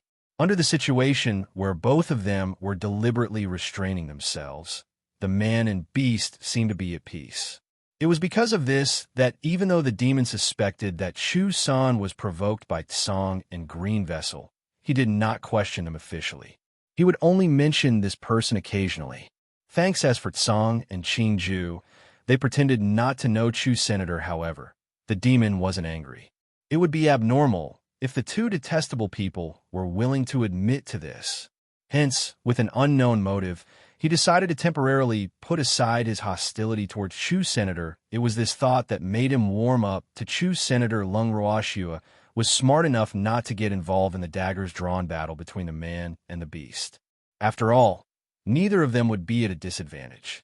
Meanwhile, Ji Kai, who had already sensed that the atmosphere was not right, had already sneaked into an empty corner and pretended to be dead. Leaving behind Song and Demon, Lung Ruoxua left the living room quietly.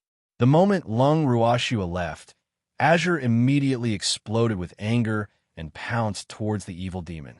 However, it could only scratch him a few times at most and didn't dare to cause any destruction in the living room. Otherwise, if Neo got angry, she would ignore it. However, Evildoer didn't care about Cold's attack at all. With a light wave of his hand, Cold was sent flying. Then, he patted his sleeves and chased after his wife without a trace. After Song was thrown away, Ji Kai came out from the corner and asked the calm Green Vessel curiously, "Young Master Qing-ju, aren't you worried that your pet has gone missing?" Upon hearing this, Qing-ju raised his head calmly and said, "That's not my pet, it's Big Sister S." If his sister was not worried, what do you have to worry about? Moreover, that fellow was not someone to be trifled with. After he finished speaking, Green Vessel returned to his room. In the face of Green Vessel's confidence and the information he revealed, Ji Kai understood. No wonder he had always felt that there was something strange going on between the young master of Green Vessel and that talking cat. So this was what happened. Ji Kai, who finally understood their complicated relationship, calmed down. Not long after, Song, who had been thrown away, calmly walked back from outside. The next day, an uninvited cat came for a blind date. Without a doubt, the owner of the female cat was Chu Sr.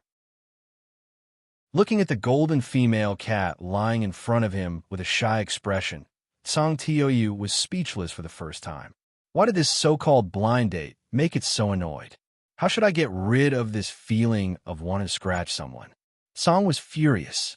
He was so angry that he was about to explode. What made it even more unbearable was that the female cat seemed to be very satisfied with it and kept meowing at it. What's the point of calling? Please speak in human language. Azure didn't have any patience for beasts that couldn't be communicated with. It only felt irritable and easily angered. It really wanted to torture people. My house's Song seems to be very satisfied with your house's Ahua. Why don't you let Ahua stay and spend more time with Song? Your sister, who would be interested in a flower? It did not. It could not understand why a golden kitten was called Ahua. From this, It could be seen that the owner's taste was not very good. Moreover, it was not even the size of a palm, and that Ahua was obviously much bigger than him. It looked like a tiger with a bear's waist. Lewin couldn't understand. The damn evildoer did it on purpose, but did that human man not think that it could be a little kitten? Chapter 30-33. You have a child. 6. Do they not feel any guilt at all for letting such small cats breed? The truth proved that Chu-san really didn't feel any guilt. He even felt that it was fine to be a little younger now. He could be a son-in-law, to cultivate feelings from a young age. What a wonderful thing. The two cats were childhood sweethearts and innocent playmates. He didn't even need to think to know that his idea was the right one. Most importantly, this would make it convenient for him to be in a favorable position, which was exactly what he wanted. Now that he heard the demon asking him to keep Ahua, wouldn't he, as the master, have more opportunities to get close to the person he liked? The roundabout strategy would definitely succeed. Chu-san firmly believed in it, so he agreed to the demon's suggestion without thinking. All right, I'll leave Ahua to you then. Then Chu-san, who left Ahua behind, continued to sit for a while before leaving reluctantly. The lonely Ahua, from then on, regarded Song as her husband and followed him wherever he went. The little female cat's performance almost made Song go crazy. Every time it was annoyed, it would kick Ahua away, but the indomitable Ahua would always run back and stick to it again. Lung Ruoshue, the demon, Ji Kai, and Green Vessel were all deeply touched by Ahua's determination. This was a cat that was brave in the face of love. Unfortunately, Song wasn't touched. In fact, he only felt annoyed. Fortunately, Ahua was a simple-minded person. On top of that, the food at Lung Ruoxu's place was pretty good. It ate to its heart's content. So even if it was abused, its life was still quite comfortable. Ahua was nourished, but Song's days would not be good. For Ahua's sake, her own girl even warned it to treat the cat better, saying that it was too fierce. After all, the other party was just an ordinary cat, and it could not stand being kicked. Azure felt wronged. After living for so long, this was the first time it had encountered such a thing. It really didn't know how to deal with it. After thinking for a long time, Song made up his mind that he couldn't go on like this, so he asked Ahua to the beach to have a heart-to-heart talk with her. Watching the two cuties leave, Ji Kai, who had been secretly watching, couldn't help but worry. He said to Lung Ruoshue and the demon, "Master, madam, Song wouldn't snap that little kitten in a fit of anger, right?" Ji Kai was really worried. He had been taking care of the cat all this time, so he had developed feelings for it. When Lung Ruoshue heard this, she only looked at Ji Kai calmly and said, "Song wouldn't be so cruel to an ordinary cat." It had to be said that Lung Ruoshue understood Song well. Song had invited Ahua to the beach just to have a good chat. The two kittens walked on the beach, one in front and one behind. Song walked in front, and Ahua followed behind. After a while, Song stopped and turned to look at Ahua. "Ahua, you're a good cat, but we're really not suitable for each other." Meow, meow. Ahua couldn't understand human language, but it felt like it had been rejected. It couldn't help but ask why. "Look, we don't even understand each other's language. You don't even know a foreign language." Azure said with a regretful expression. "Meow, meow." Ahua called out a few more times, as if to say, "Don't be like this, I really like you." "Thanks. I said we don't speak the same language. Please speak human language." Song Yin said angrily. "Was it wrong to like a cat? Why did you treat it like this?" Ahua was very sad. Song was its first love. It didn't want to give up just like that, so it meowed a few more times anxiously, as if to say, "My dear, no matter what, you're not satisfied with me. It'll change, so please give me a chance. Dream on. There will be no chance between us, and there will be no future. Just give up. Ahua, go and find a real cat." "I'm not."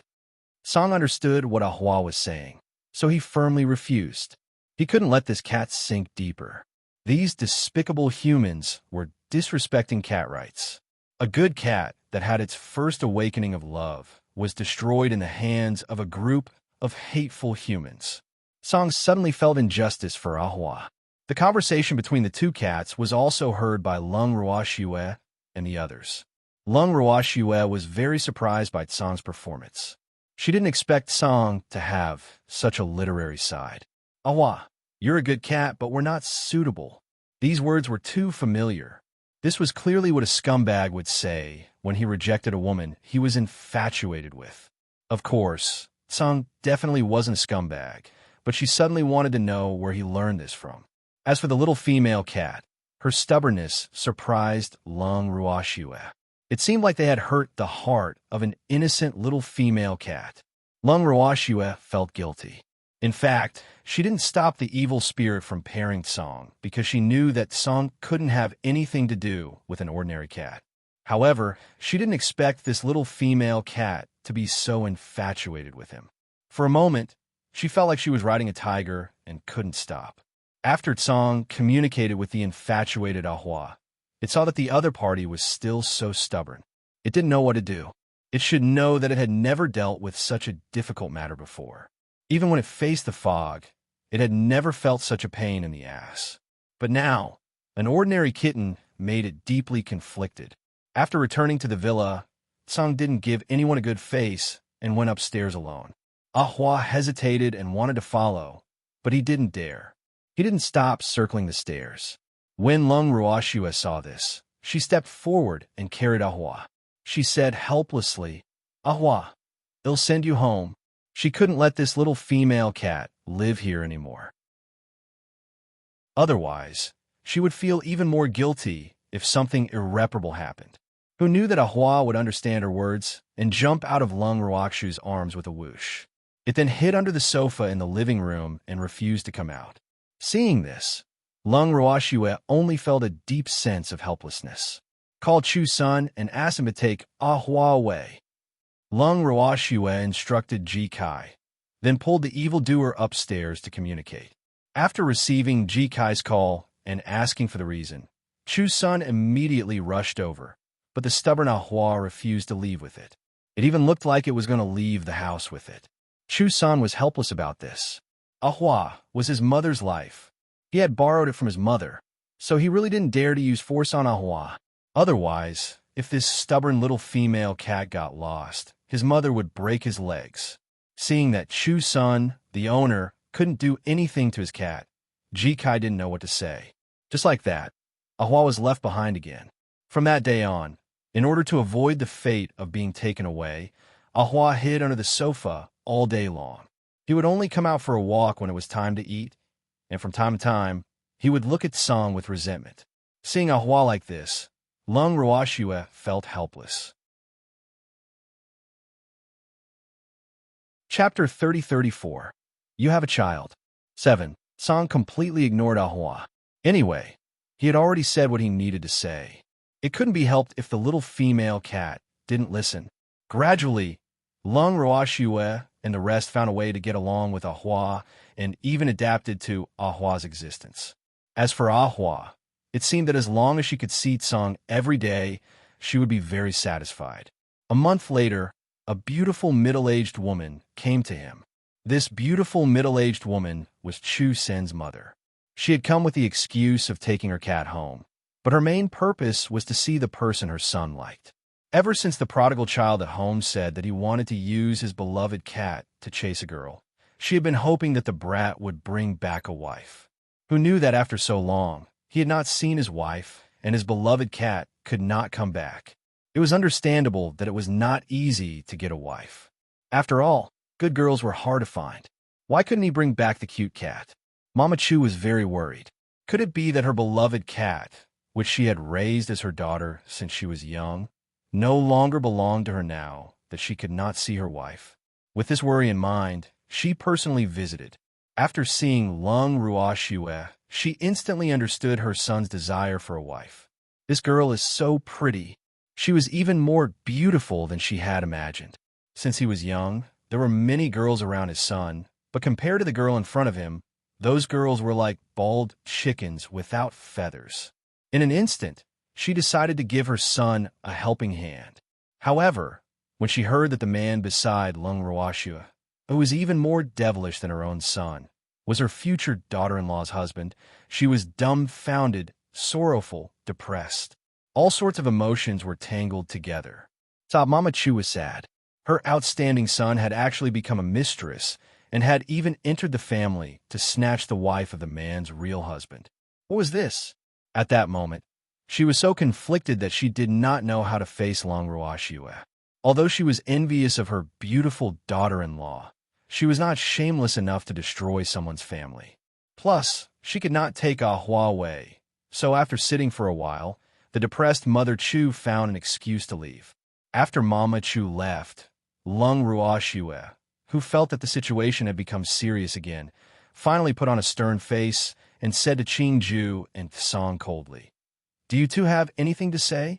She had been waiting for these two little guys to confess, but after so long, they didn't say a word about it.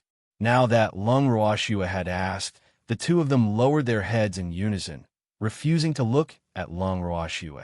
They were feeling guilty.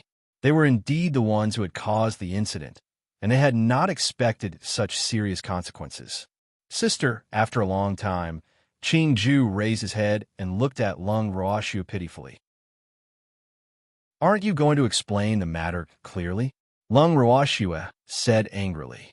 "It was me who became my sister's appearance and got to know him. However, I didn't do anything to that guy that I shouldn't have done.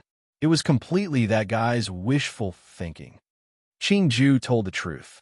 Hearing this, the demon revealed an expression of "I knew it." Ji Kai, on the other hand, was even more surprised. He thought to himself, this little boy is so powerful. He could actually transform into Madam. You really didn't do it? Then why would he do something so strange to me? Long Ruoxue was speechless. "Sister, I swear that I didn't do anything. Back then, because I couldn't find you, I changed into your appearance in many spaces. I wanted more people to know you. That way, when those people see you, they will recognize you. I also left a mark on their bodies, so when their emotions fluctuate, I will sense it. That's how I can find you." Qingju explained. Thanks, however, his explanation caused Long Ruoxue and the demon to feel extremely annoyed. Don't stop me. I want to teach this bastard a lesson." After he finished speaking, he did not give Long Ruoxue a chance to stop him. The evildoer lifted green vessel and walked upstairs. Not long after, Qingju's cries could be heard from upstairs. Ji Kai couldn't bear to hear this. After all, he was a baby. Master really had the heart. After he told Long Ruoxue his thoughts, Long Ruoxue said to Ji Kai calmly, "It's fine. Qingju's skin is rough, and his flesh is thick. It won't hurt even if I hit him a few times." Ji Kai was silent. A little baby can be considered to have rough skin and thick flesh. However, he didn't dare to ask such a question again. As for Long Ruoxue, after she finished speaking to Ji Kai, she turned her gaze to her chest and looked at Song. "Song, this was your idea, right? How did you know?" Azure replied in a low voice. "Other than you, Qingju shouldn't be able to think of such a bad idea." Long Ruoxue was very certain. "Girl, why didn't you think of me when something good happened?" Azure felt wronged. "It's not like you to do good things," Long Ruoxue said calmly. Song was very worried, but Ji Kai didn't dare to listen any further, as he might have heard some secret. He didn't want to be retaliated against later. At this moment, the evildoer who had finished dealing with Green Vessel came down from upstairs and pointed at Song. "Song, come here. I promise I won't beat you up." "No way." Evildoer wanted to cut Song into 8 pieces. Before this, he had already concluded that Green Vessel and Song were behind this without any evidence. Now that Green Vessel had confessed his crime, Song would not be able to escape. Therefore, the next person he had to deal with was Song. However, Song was not as stupid as Green Vessel. It knew that the evil man wanted to take care of it, but it still gave itself to him. It escaped from Long Ruoxue's embrace. At this moment, Neo was also in a fit of anger, so she might not cover for it. "You still dare to run?" The demon was furious and quickly gave chase. The man and the cat chased each other along the beach. Fortunately, it was late autumn now, so there weren't many people wandering around the beach. Otherwise, Long Ruoxue would have a headache. When Evildoer finally caught up to Song, he grabbed the struggling Song and took out a sharp knife. After a few strokes, All of Song's white fur was gone. Evildoer knew that he couldn't beat Azure up because Azure was too small. It wasn't convenient for him to beat Azure up, so he thought of this punishment. As for the hairless Song, without its fluffy fur, it was like a rabbit that had just been born, its body pink and tender. This new image made Azure lose all its old face. Well, it didn't have the face to see anyone. The heartbroken Song entered the room and refused to show his face. The demon's mood was greatly relieved after getting his revenge. In the end, they still needed Qingju to step in. Qingju, who was extremely unwilling, could only turn back into Lung Ruoxu's appearance and wait for Chu-san to come. Chapter 30-35. You have a child. 8. 3 days later, her mother and Chu-san came together. The moment they saw two identical Lung Ruoxus, both mother and son were extremely shocked. The two women in front of them were exactly the same in terms of appearance and temperament. Even their names were just the same pronunciation, but different. The mother and son were shocked for a long time before they slowly recovered. Facing this scene, Jikai sympathized with the mother and son. Back then, when he saw Qingju transform from a little boy into his wife, he was stunned for a long time. Even now, he still felt like he was dreaming. She's my sister. I only found out about her existence 2 days ago. Lung Ruoxue gave the other party some time to digest the information before she explained. After hearing Lung Ruoxu's words, the mother and son were overjoyed. Mama Chu even held Qingju's hand affectionately and stared at him. Chu-san revealed a rare shyness. He felt embarrassed that he had really gotten the wrong person. After a brief introduction of both parties, Lung Ruoxue pulled the demon away. He had finally solved this big problem for himself, but now it seemed like Green Vessel was in big trouble. Because the mother and son were extremely satisfied with Qingju, Mama Chu, who was initially afraid that her son would be a mistress, felt her gloomy mood vanish with Qingju's appearance. Chu-san was not the eldest son, so his mother did not need him to find a woman of equal social status. Everything was based on his son's wishes. It could be said that his mother was very open-minded on this point. Sensing that Chu-san's mother was really happy, Lung Ruoxue almost wanted to marry Qingju to Chu's senator. What a pity. Qingju was a fake woman. Lung Ruoxue and the demon who had returned to their rooms were enjoying the scene in the living room through the screen. Both of them were in a very good mood. On the other hand, Qingju was so depressed that he was about to cry. Faced with other people's enthusiasm, Qingju was 1,000 times not used to it. Woo! Who can help to pull away this creature called mother? Qingju, who was born and raised by the heavens and had no mother, could not understand the love a mother had for her son. His uneasiness was mistaken for shyness by his mother. The more she looked at Qingju, the more satisfied she was with him. She quickly turned from a guest to a host and greeted Qingju, even treating him as her future daughter-in-law. Chu's son, who was sitting opposite Qingju, lowered his head shyly. His little face blushed as he peeked at his sweetheart from time to time, his heart beating wildly. Mother Chu almost laughed out loud when she saw the embarrassment on the pair's faces. When had her son ever been this shy? It seemed that having someone in her heart was indeed different. Mama Chu looked at the perfect couple and was very satisfied. However, how could the two of them just sit there and not scam him? The anxious Mother Chu thought for a while before she affectionately took Qingju's hand and placed it in her son's hand. Qingju was shocked and quickly retracted his hand. He looked at Chu's son in horror. Mother Chu was bewildered by this scene. She did not expect the girl in front of her to be so timid and shy. However, this kind of girl was also good. She was so innocent. As for Qingju, who could read minds and knew that the man's parents were quite satisfied with him, when he found out what Mama Chu was thinking, he wanted to look up to the sky and roar. He wasn't shy, okay? After living for so long, his little meaty paws had never been touched by any stinky man. This made him rather worried. Sob, his innocence. Just like that, there was no return. At this moment, Qingju was extremely regretful. Why did he listen to Tsang's bad idea and turn into his sister to cast the net? Now, She was being pestered. Thanks, yes. He felt so wronged. Song was also involved in this, but that bastard Song was hiding in his room. Thinking about this, Green Vessel was so angry that he shouted, "Song, get out here!" His shout was full of anger, and it gave the mother and son a big scare. Both mother and son could not help but widen their eyes and open their mouths. They looked at the beautiful Ching Ju in disbelief. What Mother Chu thought was that this girl was so manly. Chusen was obviously shocked.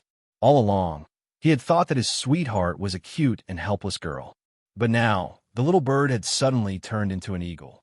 It was no wonder he was shocked. However, Chu's son knew that if he loved someone, he had to accept everything about her. After the shock, he quickly calmed down and even felt that it was not bad to have a wife with a loud voice. At least he didn't have to coax her all day. As he thought about this, he felt like he had discovered another side of his wife and was suddenly excited. His wife was really cute no matter how he looked at her. Even if he suddenly transformed into an eagle, it was not something he could not bear. Ching Ju, who had read Chu Sin's mind, was completely depressed. It looked like the other party was determined to be a pair with him. What should he do? He was an artifact spirit and had no interest in human love. However, with Chu Sin's interference, he even considered giving him an amnesia pill. Of course, his sister would not allow him to have such thoughts. After all, the memory loss pill was harmful to ordinary humans. Ching Ju, who had been driven mad by Chu's son, really did not have any good ideas. At this time, he really needed a military advisor. Just as Ching Ju was thinking about this, a pink meatball fell from the sky and landed in his arms. Ching Ju lowered his head to take a look. Wasn't this the shaved Song? Looking at Song Jai's reluctant appearance, he was probably thrown out by that damn demon. It had to be said that Green Vessel was right. The demon heard Green Vessel's voice and forcefully threw Song out of his room. Although a few days had passed, Song's fur had only grown a little. The pink flesh on his body could still be seen clearly. Chu's son, who had finally recognized Song, couldn't help but point at Song and ask, "Isn't that the white cat? How did you end up like this?" Meow, meow. Song, who didn't dare to speak, glared at Chu's son and screamed, "Damn it, it's all because of you that I became like this." Chu's son said he didn't understand, but Ahua did. After meowing a few times, Ahua moved closer to Ching Ju, wanting to get closer to Song. "Ahua, you recognize it? What's wrong?" Mama Chu asked curiously as she picked up Ahua, who had crawled out from under the sofa with great difficulty. She still hadn't seen what that pink, tender meat was. "Meow, meow." Ahua proudly called out to Mama Chu, "That's my sweetheart." After that, Ahua struggled to get out of Mama Chu's arms and go to Song. As expected of the person who raised Ahua, she instantly understood what he was doing. At the same time, she felt a sour feeling in her heart. It was really hard to keep a grown girl. Ahua is starting to fall in love. Chapter 30-36. You have a child. 9. After putting Ahua on the ground, Mama Chu stared at Song for a long time with a judgmental gaze. Finding a daughter-in-law was different from marrying off a daughter. The son-in-law had to be carefully selected. After staring at Song for a long time and seeing that Song did not even look at her, Mama Chu decisively concluded that this cat was not a good person for Ahua. Seeing Song, Mama Chu's desire to bring Ahua back deepened. Of course, Song welcomed her thoughts with open arms, and Ching Ju was also eager for her to reject it. That way, he would be free from his sister's mission. However, he was destined to be disappointed because his mother was quite satisfied with him so far.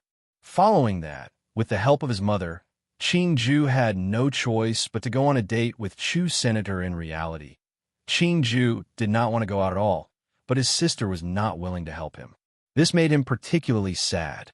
Chu's son was an ordinary human, so he couldn't use his divine power on him. Otherwise, his sister would definitely be angry if she found out. Even a mortal couldn't take it. However, it was a good thing that he had Azure to accompany him. Looking at Song, who was also resentful in his arms, Green Vessel was instantly healed. He was not fighting alone. The feeling of having someone to suffer with him was really good. Green Vessel's emotions had calmed down, but Song was speechless as he asked the heavens, "What the hell was this? Was it that easy to be a third wheel?" Since Green Vessel wanted to use it as a light bulb, Sungwoo Duan decided that it wanted to be a light bulb that did not light up. Therefore, it had to try its best to reduce its sense of existence. The thoughts of the two little fellows could not be hidden from each other, so they both knew it in their hearts and did not expose each other. The two humans and one beast were definitely at peace at the start. As Chu-sun was too excited, he only thought of eating and watching a movie. The place where they ate was a high-end Western restaurant. As soon as the handsome man and beautiful woman entered the restaurant, they naturally attracted the attention of everyone in the restaurant. When it came to ordering, Green Vessel gave Chu-sun full authority. Of course, he did this because he didn't know how to do it. His eyes were dark, and he didn't know what to order. Chu-sun was obviously very familiar with ordering food, and was happy that his sweetheart was so dependent on him. So, after ordering 2 steaks, the two of them stared at each other as they waited for the food to be served. Chu-sun looked at Ching-ju affectionately. After Ching-ju glanced at Chu-sun, he turned his gaze elsewhere. When the steak was served, Ching-ju used the knife on the table to pick up the cow's hide and took a big bite. He would even let out a tisk-tisk sound from time to time. Everyone, including Chu-sun, was shocked by his bold action. Table manners were a very important and compulsory course to take in a high-end restaurant. However, Green Vessel had completely ruined the so-called table manners. He was basically eating the steak as if it was a meat skewer. While Ching-ju was enjoying his meal, Chu-sun, who was sitting opposite him, had a conflicted expression on his face. However, he didn't think too much about it. He just felt that his sweetheart might not have received any training in this area. So, she didn't know much about table manners. It didn't matter, this was something that could be learned. He was confident that he could turn his sweetheart into a noble lady. With this thought in mind, he endured Ching-ju's rough actions. After the meal, Ching-ju directly put his hand into his mouth to shave his teeth. The people present couldn't accept the fact that such a beautiful woman would do such a vulgar action. This was really too uncultured.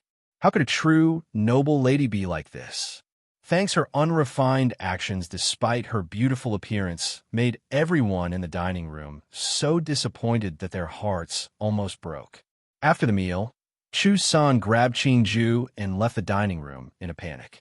After they left the dining room, Ching-ju was very dissatisfied and immediately questioned, "Do you think I've embarrassed you?"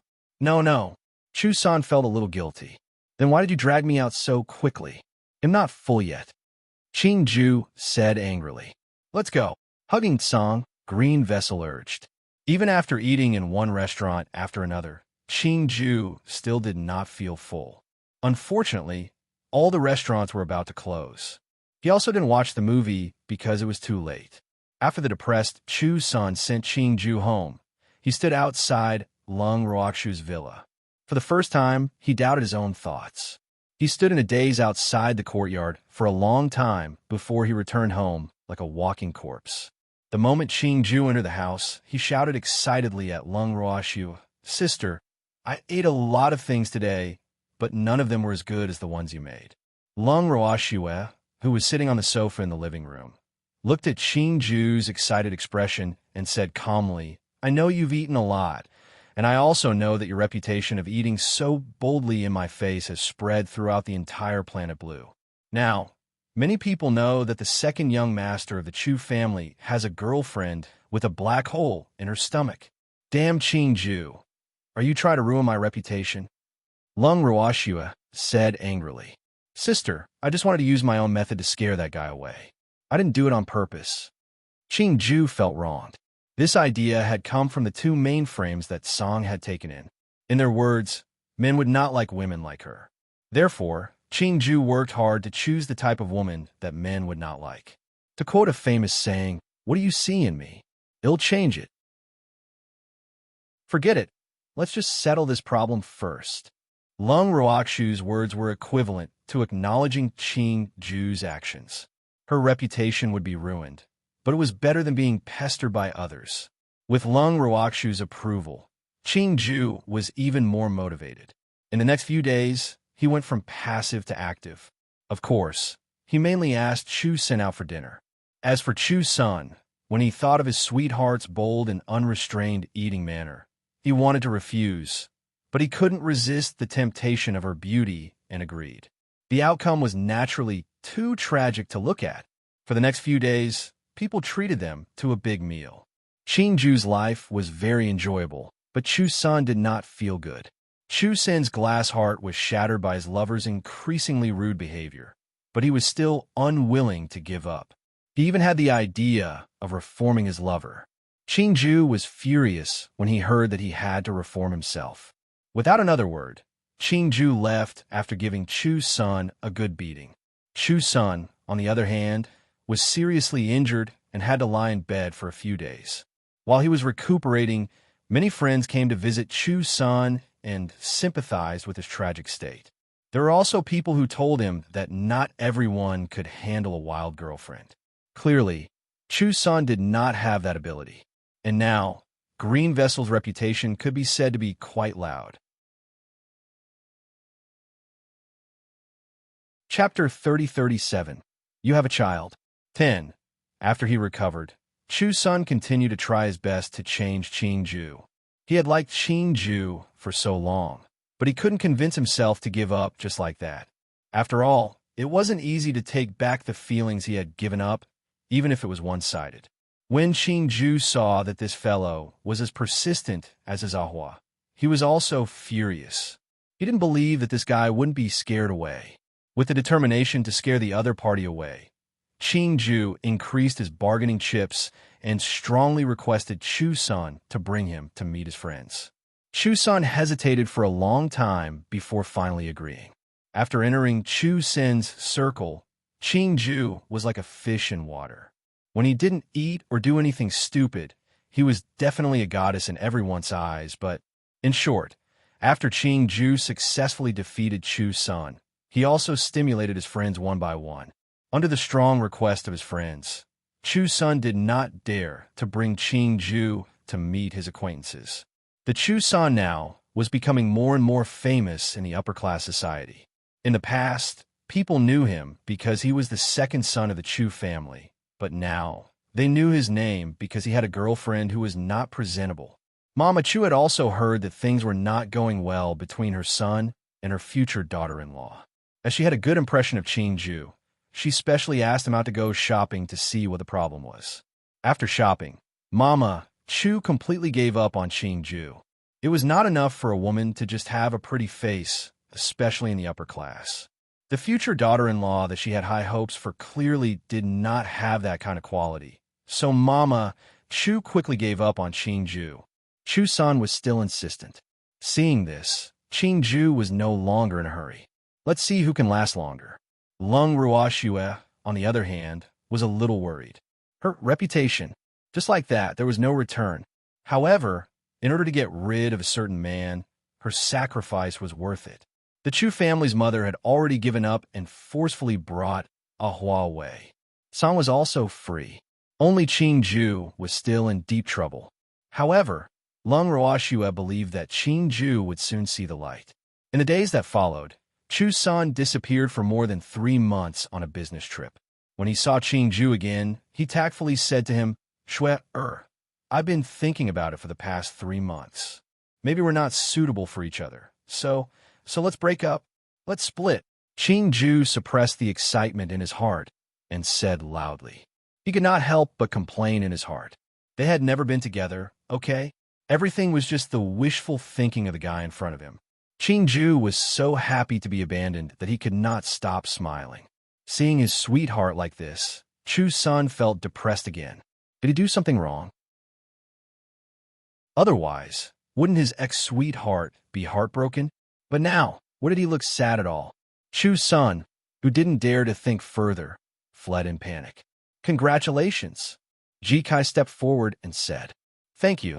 Qingju replied, and then pounced towards Lung Ruoxue.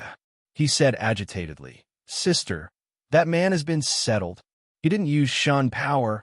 He didn't use any medicine. He gave up on his own. Now Sister can forgive me, right? I've never blamed you. Lung Ruoxue laughed evilly. Immediately after, she thought of the reputation that she had lost and felt worried again. As Lung Ruoxu's weapon spirit, Qing Ju could naturally read her mind.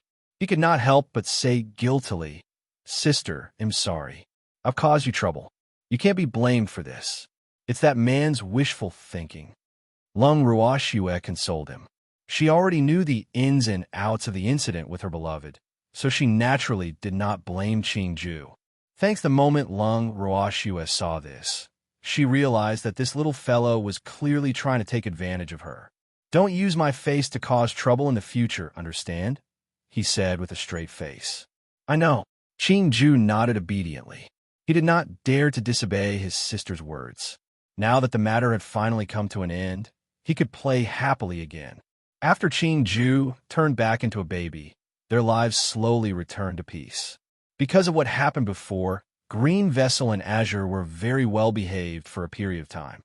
However, after the incident subsided a little, the two of them went back to their old ways and caused trouble for the demon.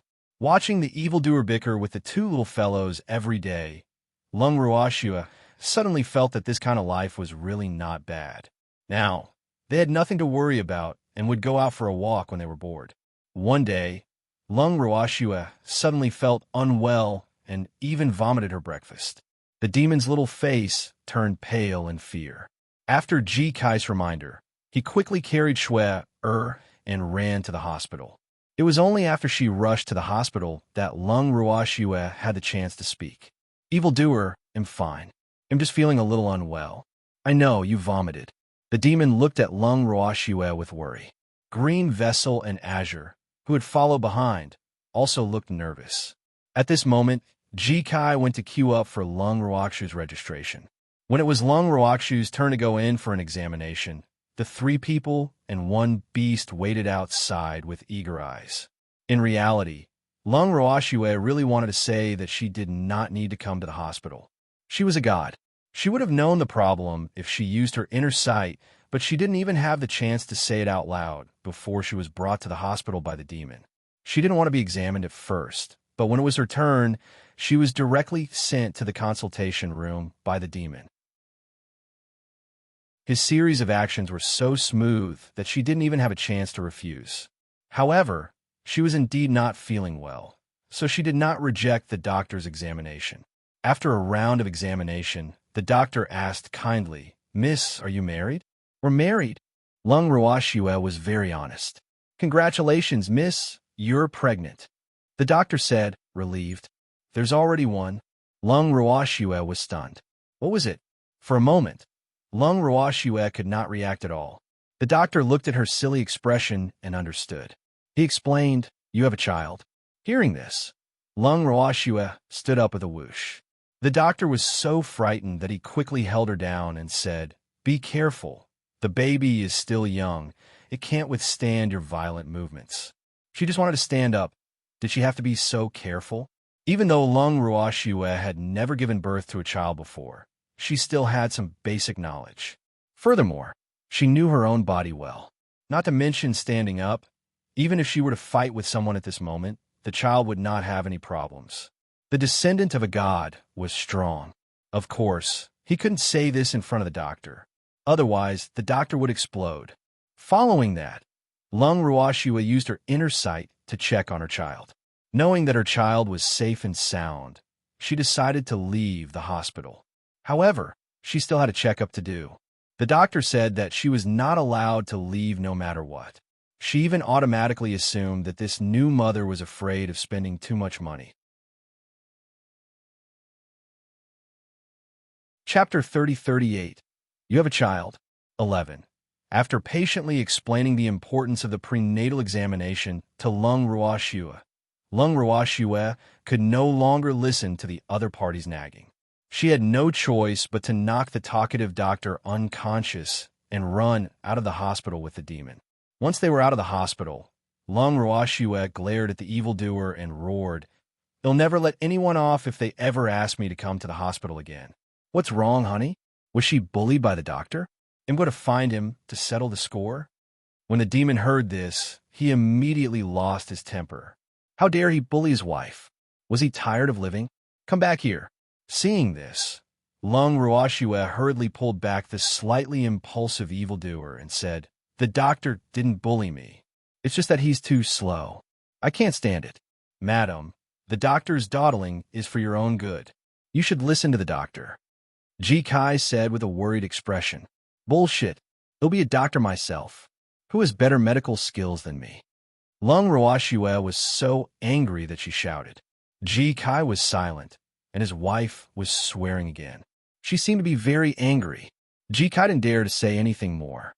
He obediently became the driver and drove Lung Ruoxue, the three people, and the beast home.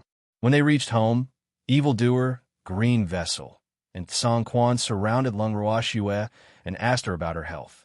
It was obvious that they were very concerned about Lung Ruoxue's condition.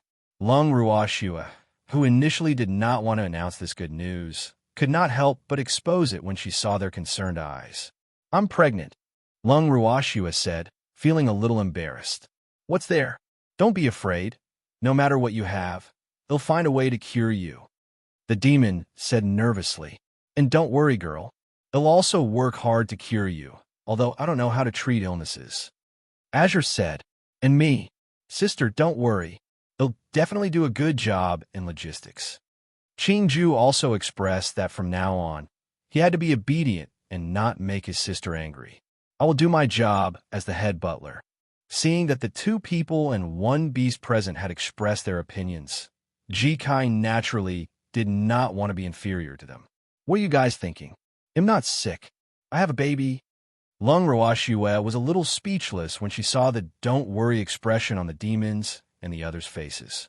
When he heard this, the demon was petrified. Song asked in a daze, "Baby? Whose is it? Sister, will you still love me after we have a baby?"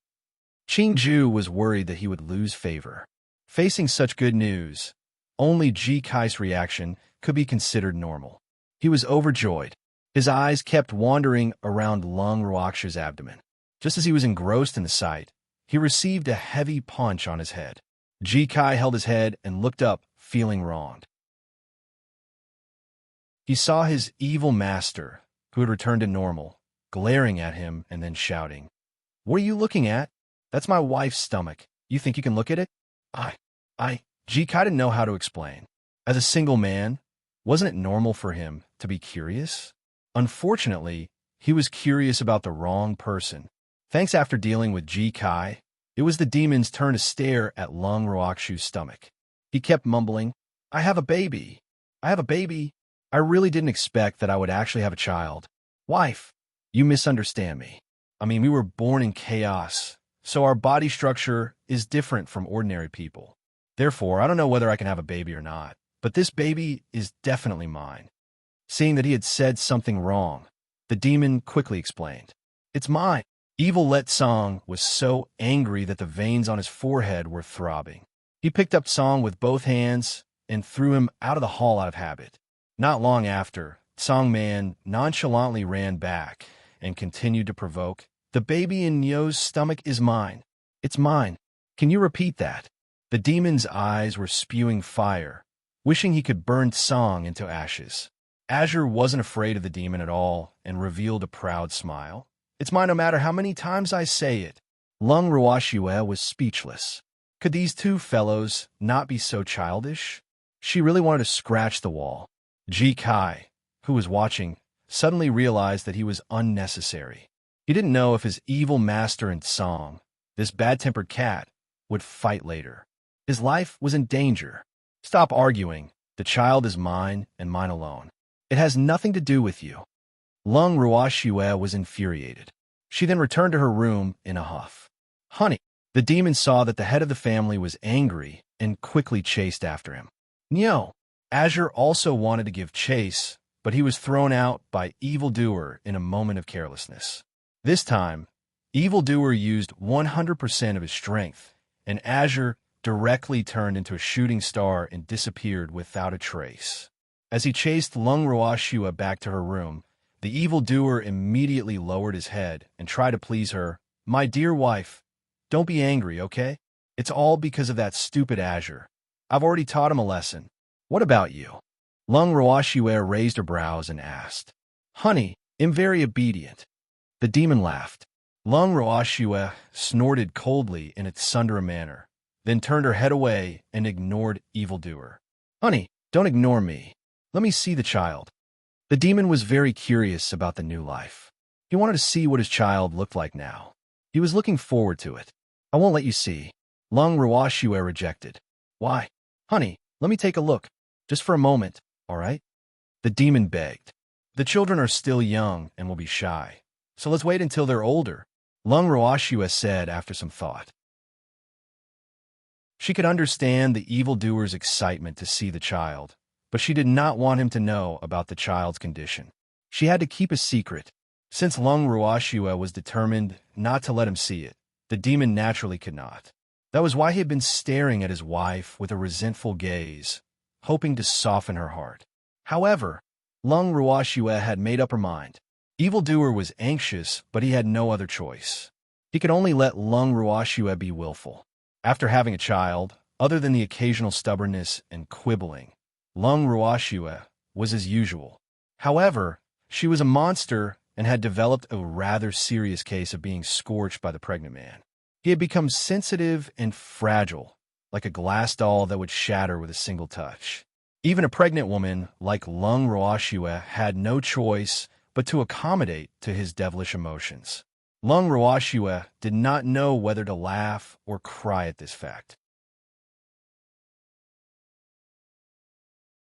Chapter 3039.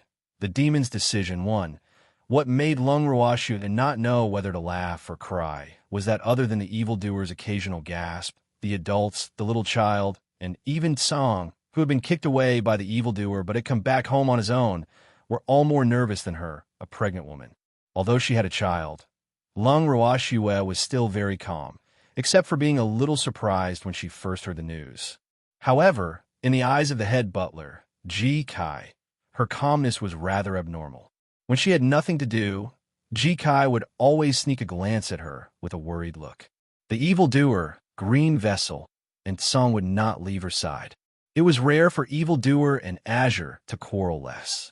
The human and the beast seemed to be getting along much more harmoniously, but for some reason, Lung Roashua preferred to see the moment when the two of them were in high spirits when they were bickering. How energetic were the two of them when they were like that? But now, their mental energy was highly tense. In reality, Lung Roashua really didn't want them to be like this because she was very clear that she was in a very good state. 3 months later, the diligent head butler reminded Lung Roashua that it was time for her prenatal examination. The moment Lung Roashua heard this, her face turned green. A prenatal examination? She wasn't an ordinary human being. Why would she need a prenatal examination? You bastard. She hated going to hospital. Under Lung Roashua's intense gaze, Ji Kai bravely withstood it. Although at this moment, he was so nervous that he was sweating profusely. However, he felt that he was doing this for his wife's good and for the baby's health. Therefore, he had a clear conscience. But why was her heart beating so fast? "I'm doing this for your own good," Ji Kai said carefully.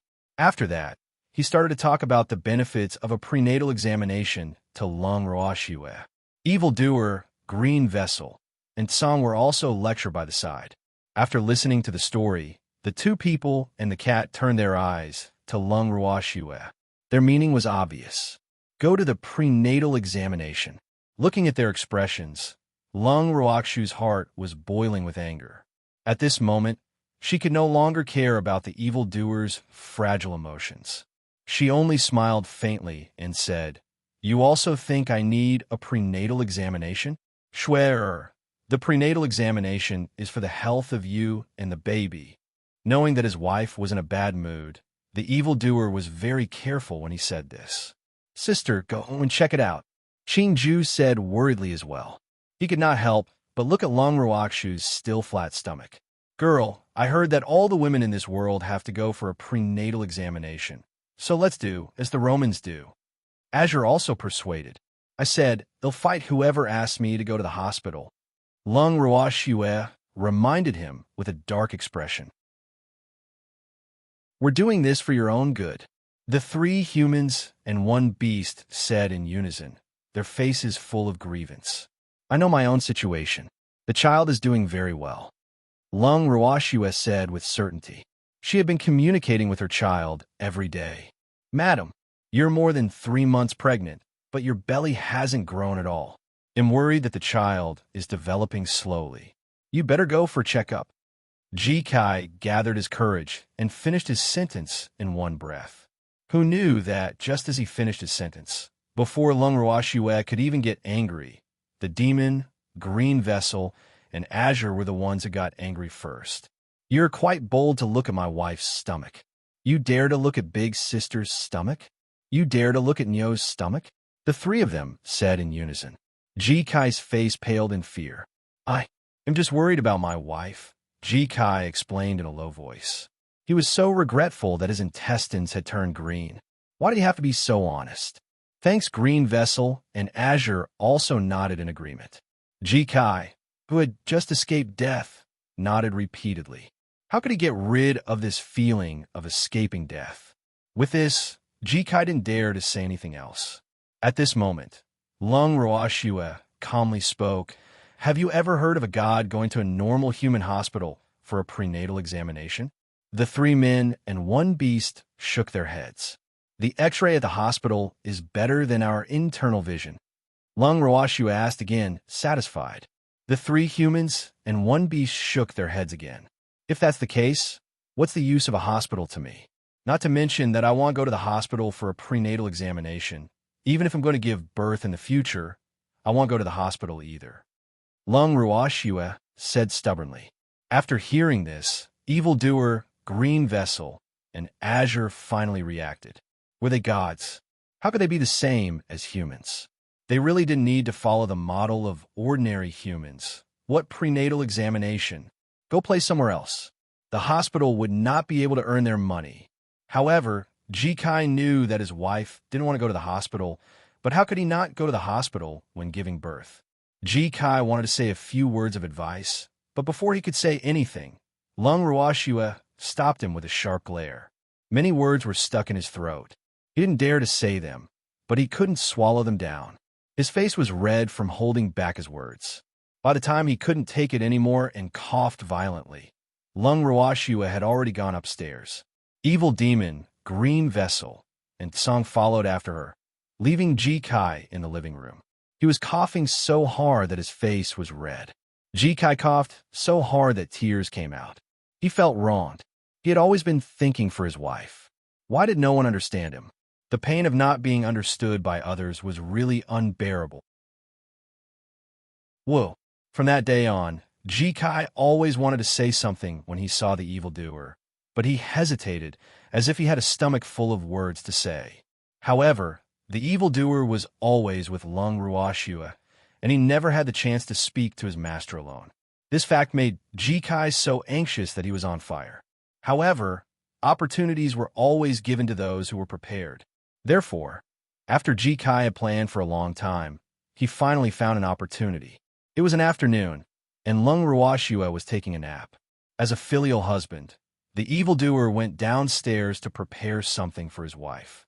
After Ji Kai finally caught his evil master, he started to persuade his master with all his might. He told his master that when his wife gave birth, she had to go to the hospital to be safer. The demon was a little embarrassed. It's not that easy to change my wife's decision. Besides, the last time he went to the hospital with his wife, the doctor who examined his wife seemed to be a man. He felt very uncomfortable to let a man help his wife give birth to a child. He could definitely do what other men could do. I don't want to find a male doctor to help my wife have a baby. The evildoer replied honestly after some thought. Master, there are many female doctors in the hospital. Ji Kai was speechless, but he still answered honestly. No, even women. After thinking about it for a while, the demon felt that he couldn't bear it. As long as he thought about the possibility of his wife's body being seen by others, he would go crazy. Ji Kai was speechless. He had discovered that the evildoer master was no less difficult to deal with than the madam. Chapter 3040. The Genius Decision 2. I've decided I'm going to give birth to my wife myself. After a while, the demon who had been deep in thought suddenly said, Ji-kai was dumbfounded. He didn't mean it that way. When he finally reacted, Ji-kai quickly said, "Master, do you have medical skills? Isn't it just taking a new student? Is there a need for medical skills?" The demon was puzzled. He and Shui were both gods. There was no need to learn any medical skills. Ji-kai was speechless for a long time. After a long time, Ji-kai took a deep breath and said, "Master, it said that a woman giving birth is like passing through the gates of hell, so a doctor's medical skills and experience are very important at that moment. If you don't have medical skills, I really don't recommend you to do such a dangerous thing. After all, it concerns Madam's safety." "I see. Then I'll go and study medicine. By the way, I know where the door to hell is. When I'm free, I'll go to that place for a stroll. It's not as scary as you think." After the demon finished speaking, he took a glass of milk and some snacks, left the dumbfounded Ji-kai, and went upstairs again. The owner of the gate of hell knows her, and often goes there. Not scary. After the evildoer had left for a long time, these words echoed in Ji-kai's heart. He truly felt that his knowledge was still too shallow. Otherwise, he would not have been so easily intimidated. Ji-kai was worried. He didn't need to think to know who the owner of the white lightning was. Why was that little white cat so unadorable? She even took pleasure in beating him? If he hadn't been to the gates of hell, did that mean he hadn't seen the world? After all, was that place a place that anyone could visit if they wanted to? Only the dead could go there, right? Ji-kai shivered. He felt that he hadn't lived long enough, so he definitely wouldn't want to go there. Whoever wants to go can go. He wasn't going anyway. Ji-kai turned around and went back to his room, depressed. When Lung Ruoxue woke up, the evildoer reported his decision to her. When Lung Ruoxue heard that the demon was going to study medicine so that he could help his wife deliver a baby in the future, she was silent for a moment. Then, facing the demon's gaze that was asking for praise, she nodded and stroked his head. "Learn well. Your wife's future children will all depend on you. Don't worry, my dear wife. They'll definitely work hard." The demon promised. He then stared at Lung Ruoxue's stomach for a while before continuing. "Shui, is our child obedient? Did he disturb you?" "The baby is very obedient. He didn't make a fuss at all." Lung Ruoxue's entire body exuded a motherly glow. In her opinion, the little life in her stomach was much more obedient than the four at home. At least the baby loved her and wouldn't do anything. "That's good. If he dares to mess with you, they'll beat him up." The demon clenched his fist and shouted. "That's your baby." Lung Ruoxue was speechless. The child was not even born yet, and the father was already saying that he was going to beat him up. What would happen if the child heard this? Then, she quickly rubbed her belly and comforted. "Good baby, your silly father is just joking with you. He can't bear to beat you up. I'm willing to beat up anyone who makes my wife suffer. I don't care who he is." The demon did not cooperate with his wife's words at all, and said very seriously, "Thanks. I want him to hear me, so that he won't torment you." The demon said as he pulled Lung Ruoxue's hand and held it in his. "All right. However, if you hit our child, my heart will ache."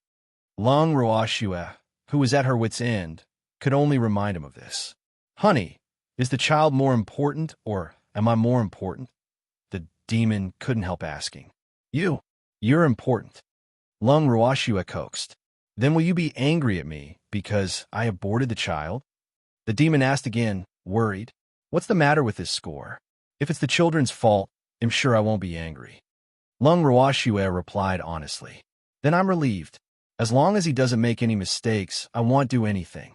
But once he does, it'll teach him a good lesson." The demon decided. Lung Ruoxue helplessly nodded.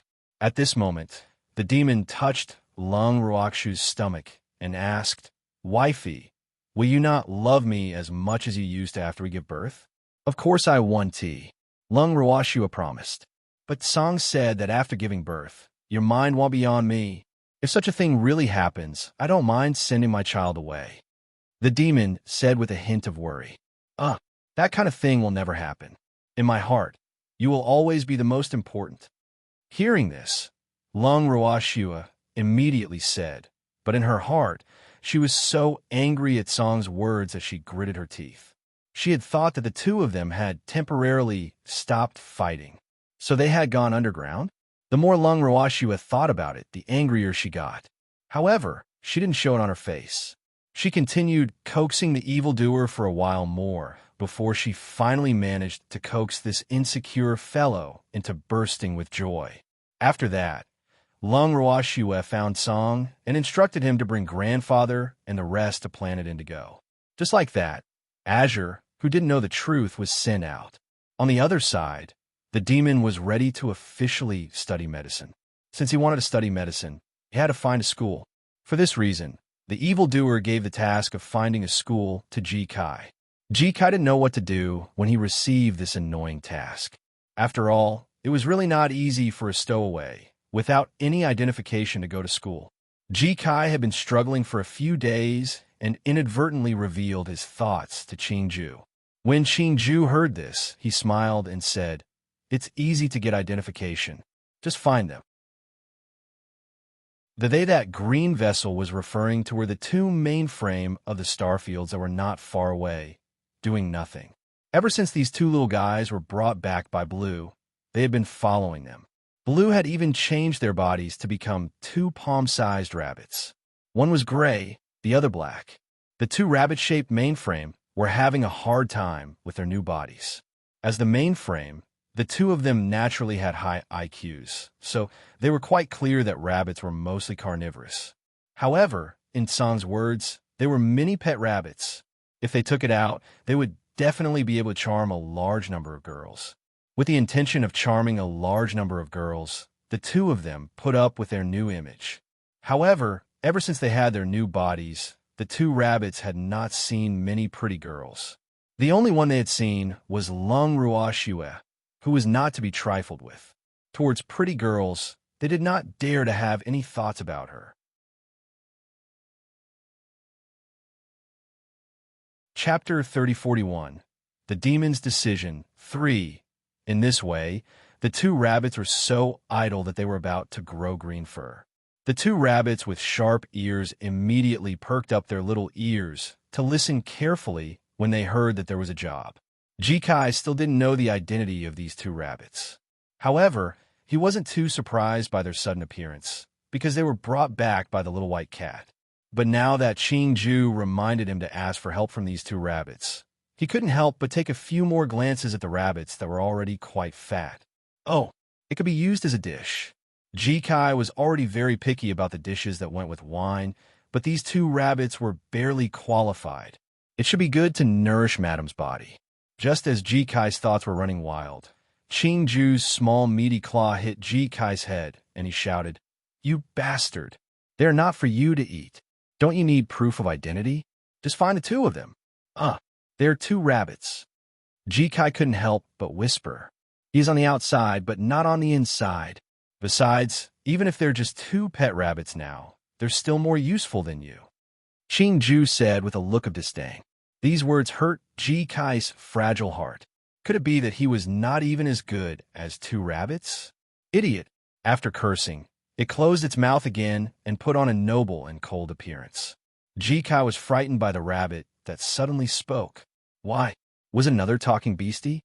How could this be? No wonder he was always looked down upon. It seemed that he was really worse than two rabbits. Ji Kai was very sad. Qingju couldn't stand it anymore and finally said something fair. You don't have to be too sad. These two rabbits are the mainframe. You naturally can't compare to them in certain aspects. The ability he was referring to was naturally hacking into Planet Indigo's network. In reality, without Lung Ruoxue and the rest knowing, the two bored rabbits had already done that. However, they were afraid of being scolded, so they didn't dare to report this. Mainframe? Ji Kai was stunned. Did he mean what he was thinking? Yes. Green Vessel nodded and explained, one of them was brought here by Tsong and I from the vast galaxy. The other one is the mainframe of the Parliament Alliance. Ji Kai was silent. All right. After the three of them, the little boy and the little white cat had added another layer of frost to the Haoyuan star field and the Congress Alliance. Ji Kai observed 3 minutes of silence for the Congress Alliance before nodding. If it's them, then there shouldn't be a problem with our identification. The mainframe. His original job was to monitor the network, which was even more powerful than the so-called hackers. How could Jikai not be at ease?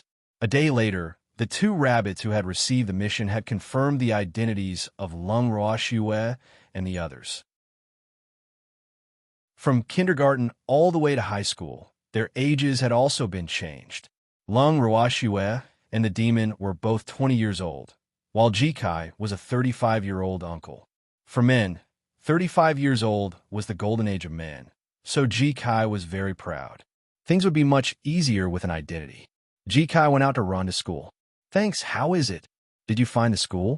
the demon asked. "No, medical schools have very strict requirements for their students' qualifications. Many schools refuse to accept their owners when they hear that they haven't passed the college entrance examination." Jikai said honestly. "College entrance exam? What's that?" The evildoer who had never gone to school expressed that he didn't understand. "College entrance exam. It's a way for ordinary people to study.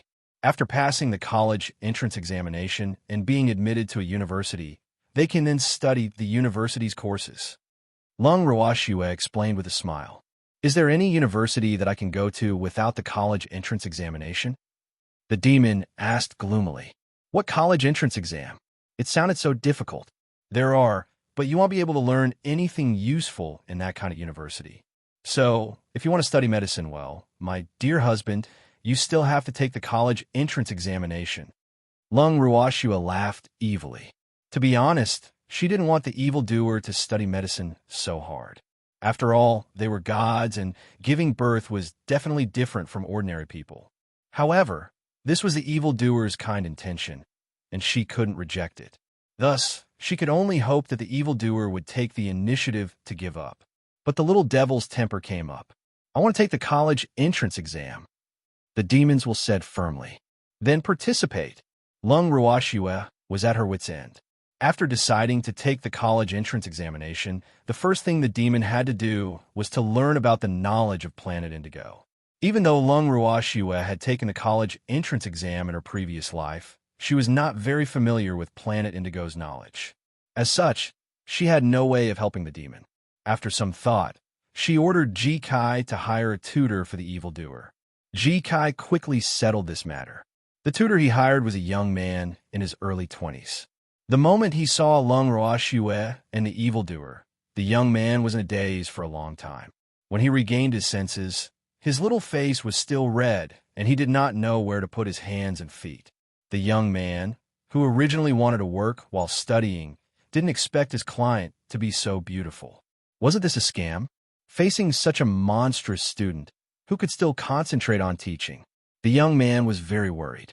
The salary of this job was very high, and he didn't want to lose it because of his distraction. After a long period of silence, the young man decided to start the class. When he saw Lung Ruoxue take out a set of elementary school textbooks, the young man was in a mess. What was the meaning of this? The young man didn't understand. "Let's start from elementary school," Lung Ruoxue explained with a faint smile. "Oh, okay." The young man was depressed for a moment, but he agreed. He completely treated this as a test from the host. The young man was also very serious when he taught. Basically, he only had to teach them once before Lung Ruoxue and the demon who were learning with him understood. In reality, Lung Ruoxue was the only one who truly understood. As for the demon, he had completely imprinted the contents of the books into his mind. When he needed them, he would flip through them and use them. When he didn't need them, he would just store them in the depths of his mind. It had to be said that his learning method was quite suitable for this kind of intensive learning. The reason why Lung Ruoxue followed him was because she was afraid that the demon would not understand something, and she could be of help when the time came. But now that the demon had taken a shortcut, she naturally didn't need to study seriously anymore. However, she still chose to listen. A month later, the evildoer and Lung Ruoxue had completed all the courses from elementary school to high school. The young man was quite surprised at the learning speed of this pair of monsters. They were real geniuses. In comparison, those self-proclaimed geniuses in their school were nothing. Knowing that the evildoer was going to take the college entrance examination and study medicine, the The young man strongly recommended the evildoer to apply for their school and make it clear that they were the top school on planet Indigo, with the best campus environment and teachers. Chapter 3042. The Demon's Decision. 4. After hearing this, the demon was a little tempted. However, he didn't immediately agree. He only said, "I need to discuss this with my wife." Hearing the demon's words, the young man's mouth couldn't help but twitch. It was hard for him to imagine that the beautiful man and woman in front of him, who were not even 20 years old, were already husband and wife. The man still kept talking about his wife all day long, as if he was afraid that others would not know that he was afraid of his wife. Although he had heard a lot and should have calmed down, every time he heard the demonic man talk about his wife, he felt very conflicted. He was tied up tightly just like that. The point was that the person in jail didn't struggle at all and even enjoyed being tied up by a woman. The young man had no experience in love, so he naturally could not understand the mood of a demon who respected his wife. However, this matter was obviously not something that he could ask about as a tutor, so he quickly felt at ease. A few months before the college entrance exam, Jikai had to help his master register. At this moment, Lung Ruoxue ordered Jikai to register her as well. She was also taking the college entrance examination. When Jikai heard this, he was stunned for a long time. "Madam, although your stomach isn't obvious yet, you'll be old and in labor by the time you take the college entrance examination. How can you take the college entrance examination in that state?" Jikai didn't dare to imagine how lively it would be if the child was born on the exam grounds. Knowing what Jikai was thinking, Lung Ruoxue told him the truth. "Don't worry, I can't give birth so quickly." What did he mean by can't give birth so soon? Could he endure through the college entrance examination, or... When he thought of this, Jikai suddenly woke up. That's not right. If Master wanted to study medicine, he had to take the college entrance examination first. But after the college entrance examination, he would have a holiday and school would start again. This would take several months. If that was the case, it would definitely be too late for Master to learn medicine and help Madam deliver a baby. It should be known that a woman would be pregnant for 10 months, and Madam was now 6 months old. She would probably give birth before the day of the college entrance examination, and by then, Master's school had not started yet. Thinking about this, Jikai suddenly didn't know what the meaning of his master's hard work and college entrance exams was. "I told you, I can't give birth so quickly," Lung Ruoxue repeated before Jikai could voice his thoughts. "Yeah, my child won't be out so soon." The demon also nodded. Jikai didn't understand, but since his master and his wife said so, what else could he say? He could only follow Madam's instructions. Not long after reporting to his master and Madam, Tsung brought Lung Qingtian and the others to planet Netherblue. Seeing Lung Ruoxue, who they had not seen for a long time, everyone naturally exchanged some pleasantries. When Lung Qingtian and Lung Ruhan found out that one of them was going to be a great-grandfather and the other was going to be an uncle, they were overjoyed. Ever since they had arrived on the Netherblue planet, Lung Ruoxue had many protectors by her side, causing the demon to find it extremely difficult to even take a single step closer to Shui. In the words of Lung Qingtian and the others, Shui was pregnant now, so she had to be careful in everything. Of course, the person she had to be especially careful of was naturally a demon. The reason why they treated evildoer this way, other than punishing him for kidnapping Shui and leaving without saying goodbye, was also because Tsang had snitched on him. When Lung Qingtian and the others heard this, they were shocked. From then on, the days of suffering for the evildoers officially began. He wanted to hug his wife, but it was harder than ascending to the heavens to get close to her. This also caused him to hang his head all day long. His face was frighteningly dark, and cold currents were flowing around him. For a moment, the air pressure in the entire villa was comparable to that of the South Pole. Thanks as the head butler, Jikai sympathized with his poor master. But he didn't expect Madam's maiden family to be so fierce. Even a master couldn't do anything about it, so he, a little servant, naturally didn't dare to be rash. As such, Jikai could only support and sympathize with his master in his heart. As for Lung Ruoxue, After being protected by her grandfather and the others, she could only feel helpless. In fact, she wasn't that fragile, okay? Of course, her heart ached even more for the evildoer who looked at her with resentful eyes every day. After a long conversation with his grandfather and the others, Long Qingtian and the others finally gave in and sighed. A grown girl can't be kept in a family. This is just how far. She felt heartache for her man. Long Qingtian and the others felt sour in their hearts, but they still allowed the evildoer to get close to Shui. Of course, they also gave him a warning. The demon naturally agreed, and then hugged his wife tightly like a pitiful homeless child, expressing his feelings. Lung Ruoxue comforted him and finally managed to coax the evildoer into a smile. Ever since her grandfather and the others arrived, the house had suddenly become lively. Back then, when Jikai saw so many people and beasts, he was not used to it. In particular, there were many precious animals among the beasts, and all of them could speak the human language. This simply made his eyes unable to take enough of them. However, the spirit beasts did not have a good attitude towards Jikai, because in their hearts, Jikai was a damned evildoer, and this damned evildoer had once abducted their master, so he was their enemy. The servants of their enemies were naturally their enemies. With this reasoning, it would not be so easy for Jikai to please them. However, those beasts were all the size of a palm, and many of them were fluffy. They looked too cute, so Jikai couldn't help but stick his warm face to their cold butts. After a long time, he really made some progress. At the very least, the spirit beasts no longer rejected Jikai as much as they had before. Just like that, Jikai spent his days cooking. After cooking more, Jikai's cooking skills had improved by leaps and bounds, and his relationship with the beasts had also improved rapidly while feeding them. It couldn't be helped, as Jikai was now their nanny. Time passed quickly. Soon, the day of the college entrance examination arrived. To Jikai's dismay, his wife's stomach was still normal even after a few months. Jikai was deeply worried about this fact. Was Madame pregnant or not? Jikai didn't dare to ask.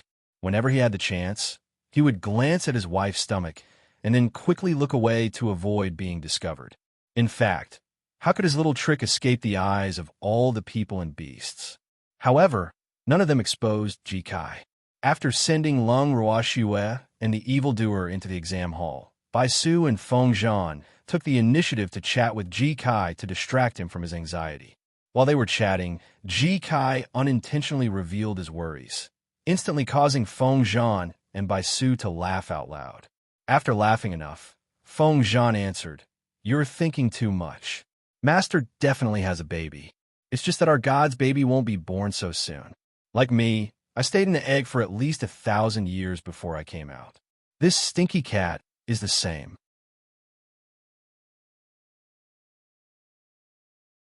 Chapter 3043, The Demon's Decision. 5 Ugh.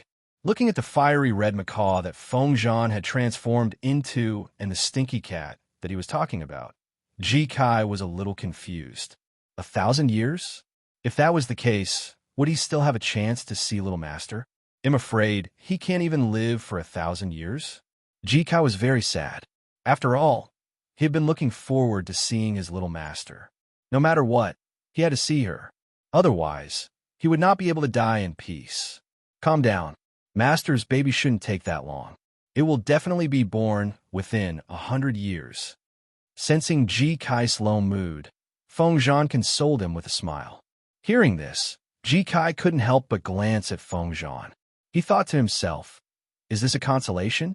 100 years isn't a short time, is it? Of course, it was much shorter than 1,000 years. I hope he has the chance to see Little Master come into being. After understanding that his future Little Master was different from the rest, Jikai forced himself to calm down. He was not prepared to stare at Lung Ruoxue's stomach and sigh anymore. After 3 days of examinations, Lung Ruoxue and the demon acted as if nothing had happened. They did not care about the results at all. However, Long Qingtian and the others, who had no idea what the college entrance examination was, were rather interested in the college entrance examination that Lung Roashue and the demon were participating in. After some understanding, everyone immediately made the decision to take the college entrance examination.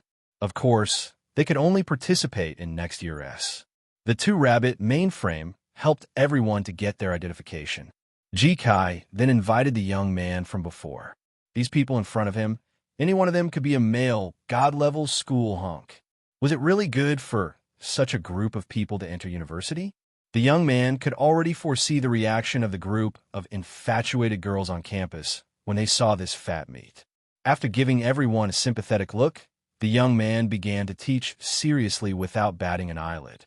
Although they were baffled by the young man's gaze, no one thought too much about it. They took a shortcut in their studies like a demon.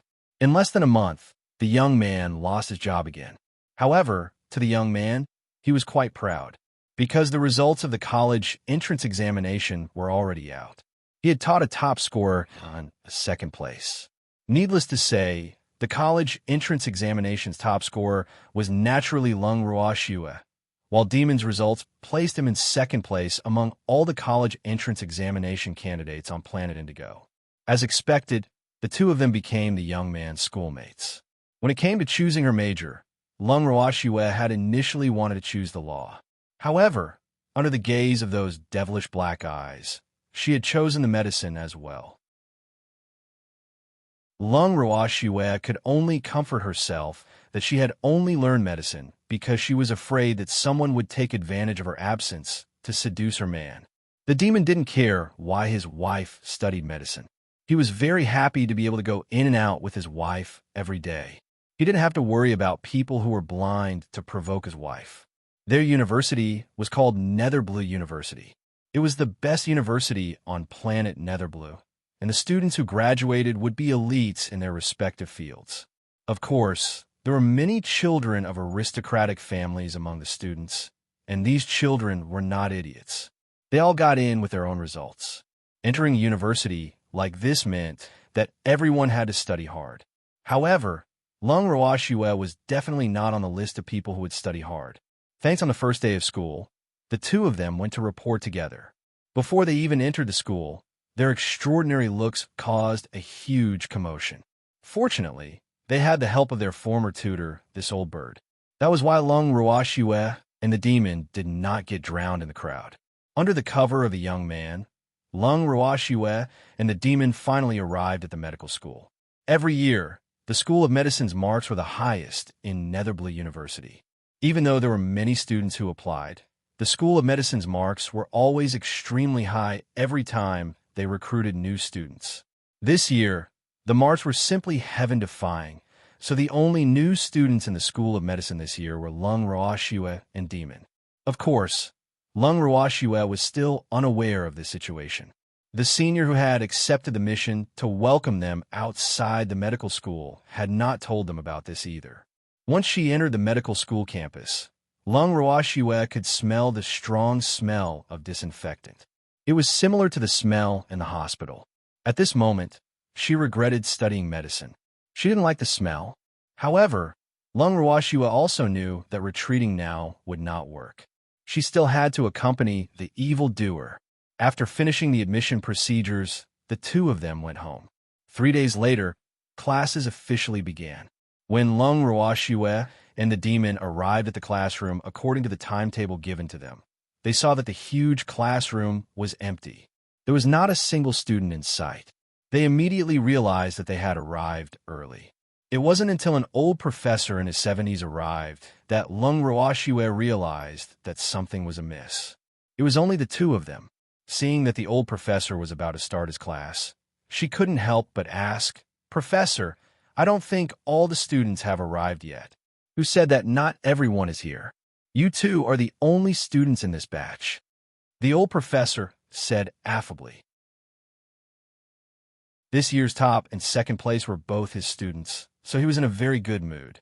But when Lung Roashue heard this terrifying news, she was in a bad mood. According to her thoughts, if there were more students, she could slack off, but now there were only two of them. She was afraid that even if she took a nap in class, the professor would find out. This feeling was really too sad. As if he could see through Lung Ruoxu's thoughts of slacking off, the old professor, whose beard had turned a little white, smiled even more warmly. Our medical department's teaching style is a little different from other departments. It's more dependent on students' self-exploration and internship. So, if you can fully understand what's in the books, I don't care what you do in my class. However, if you can't answer a question of mine, then you'll have to face my monstrous anger. Tremble. The children. The old professor suddenly said in an impassioned tone. At this moment, Lung Ruoxue was even more suspicious of her choice.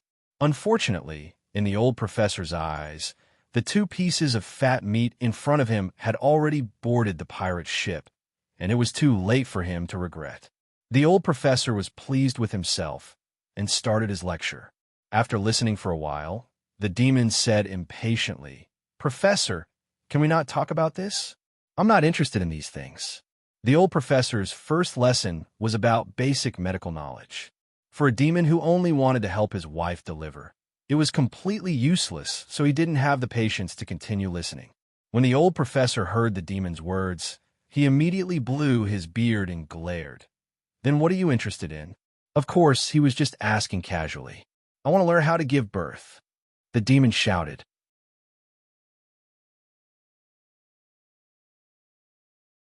Chapter 3044. The Demon's Decision. 6. The old professor's interest was piqued, and he continued to ask, "Tell me, why do you want to study gynecology?" "I'm going to help my wife deliver a baby," the demon said confidently, while Lung Ruoxue wanted to cover her face. He had to learn gynecology to help his wife deliver? What about the others? You're not going to care? The old professor was dumbfounded. He didn't understand it wrong, did he? "I just want to help my wife deliver the baby. It's none of my business," the demon said calmly. When the old professor heard this, he almost lost his breath and called the ambulance.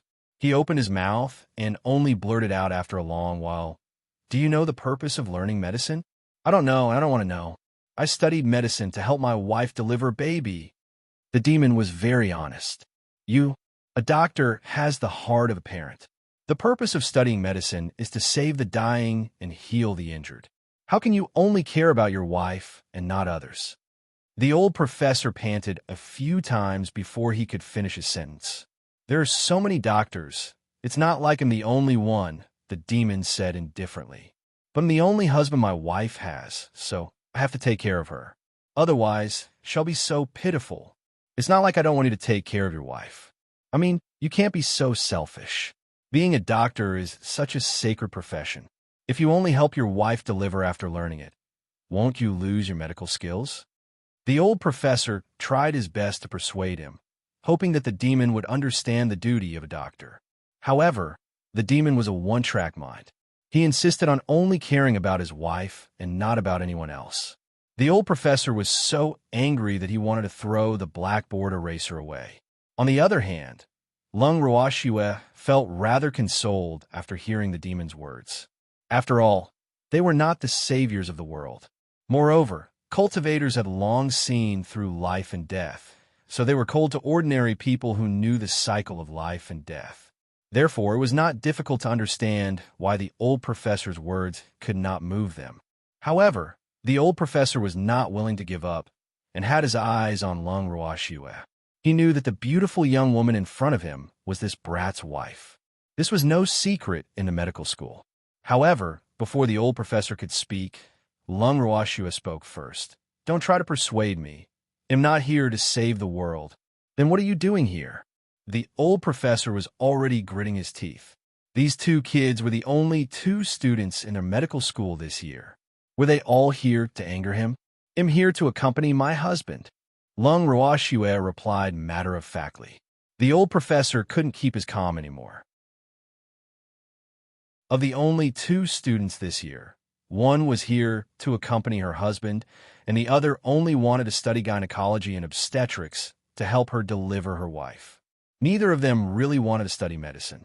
What was going on? If word of this got out, wouldn't the other old guys he knew laugh their heads off? Thanks, a heavy atmosphere filled the spacious classroom. Lung Ruoxue was starting to feel sorry for the old professor. As far as she knew, This professor was a leading figure in the medical world and had students all over the world. But now, he was so angry that he almost had a heart attack. This was really a sin. After some thought, Lung Roashue didn't want to agitate the old professor too much, so she said in a gentler tone, "Professor, you don't have to worry too much. We'll learn what we need to learn, and we'll get full marks for the exams. I just hope that you won't be too strict with us. Of course, when you want to show off to your old friends, you can still drag us out. We definitely won't embarrass you. That should be fine, right?" Lung Roashue knew that elders of this age liked to compare. They would compete with their sons, grandsons, and students. In short, they would not let go of anything that they could compete with. Moreover, the person in front of her was an old man. So, in order to be more at ease when studying, she was willing to give him some benefits. Clearly, Lung Roakshu's words had hit the other party's soft spot. The old professor was still a professor in a medical school at this age. Wasn't he looking for a true successor? He would show it off when he needed it. He had thought that there would be two good seedlings, but who knew that neither of these two little fellows in front of him wanted to really study medicine.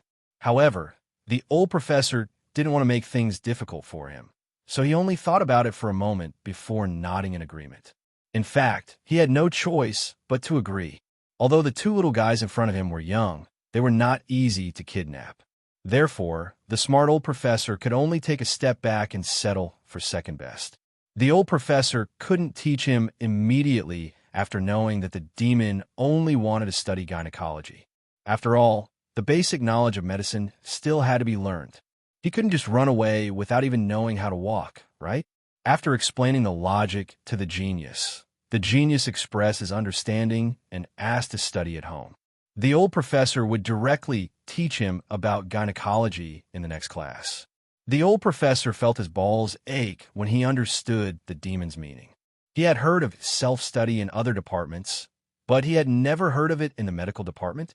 Could it be that their medical department was going to produce a self-taught talent this year? When he thought of Lung Ruashua and evildoers' results, the old professor couldn't stay calm anymore. What a waste. How did he let these two become this year's top and second place? This caused him to look down on the other students. Now, this was great. A single misstep would cause eternal hatred.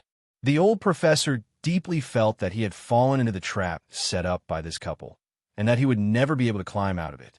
However, he still kindly passed the thick stack of books to the demon and Lung Ruashue and reminded them, "Go back and study yourself. If you don't understand anything, you can ask me anytime. They'll test you guys in the next class."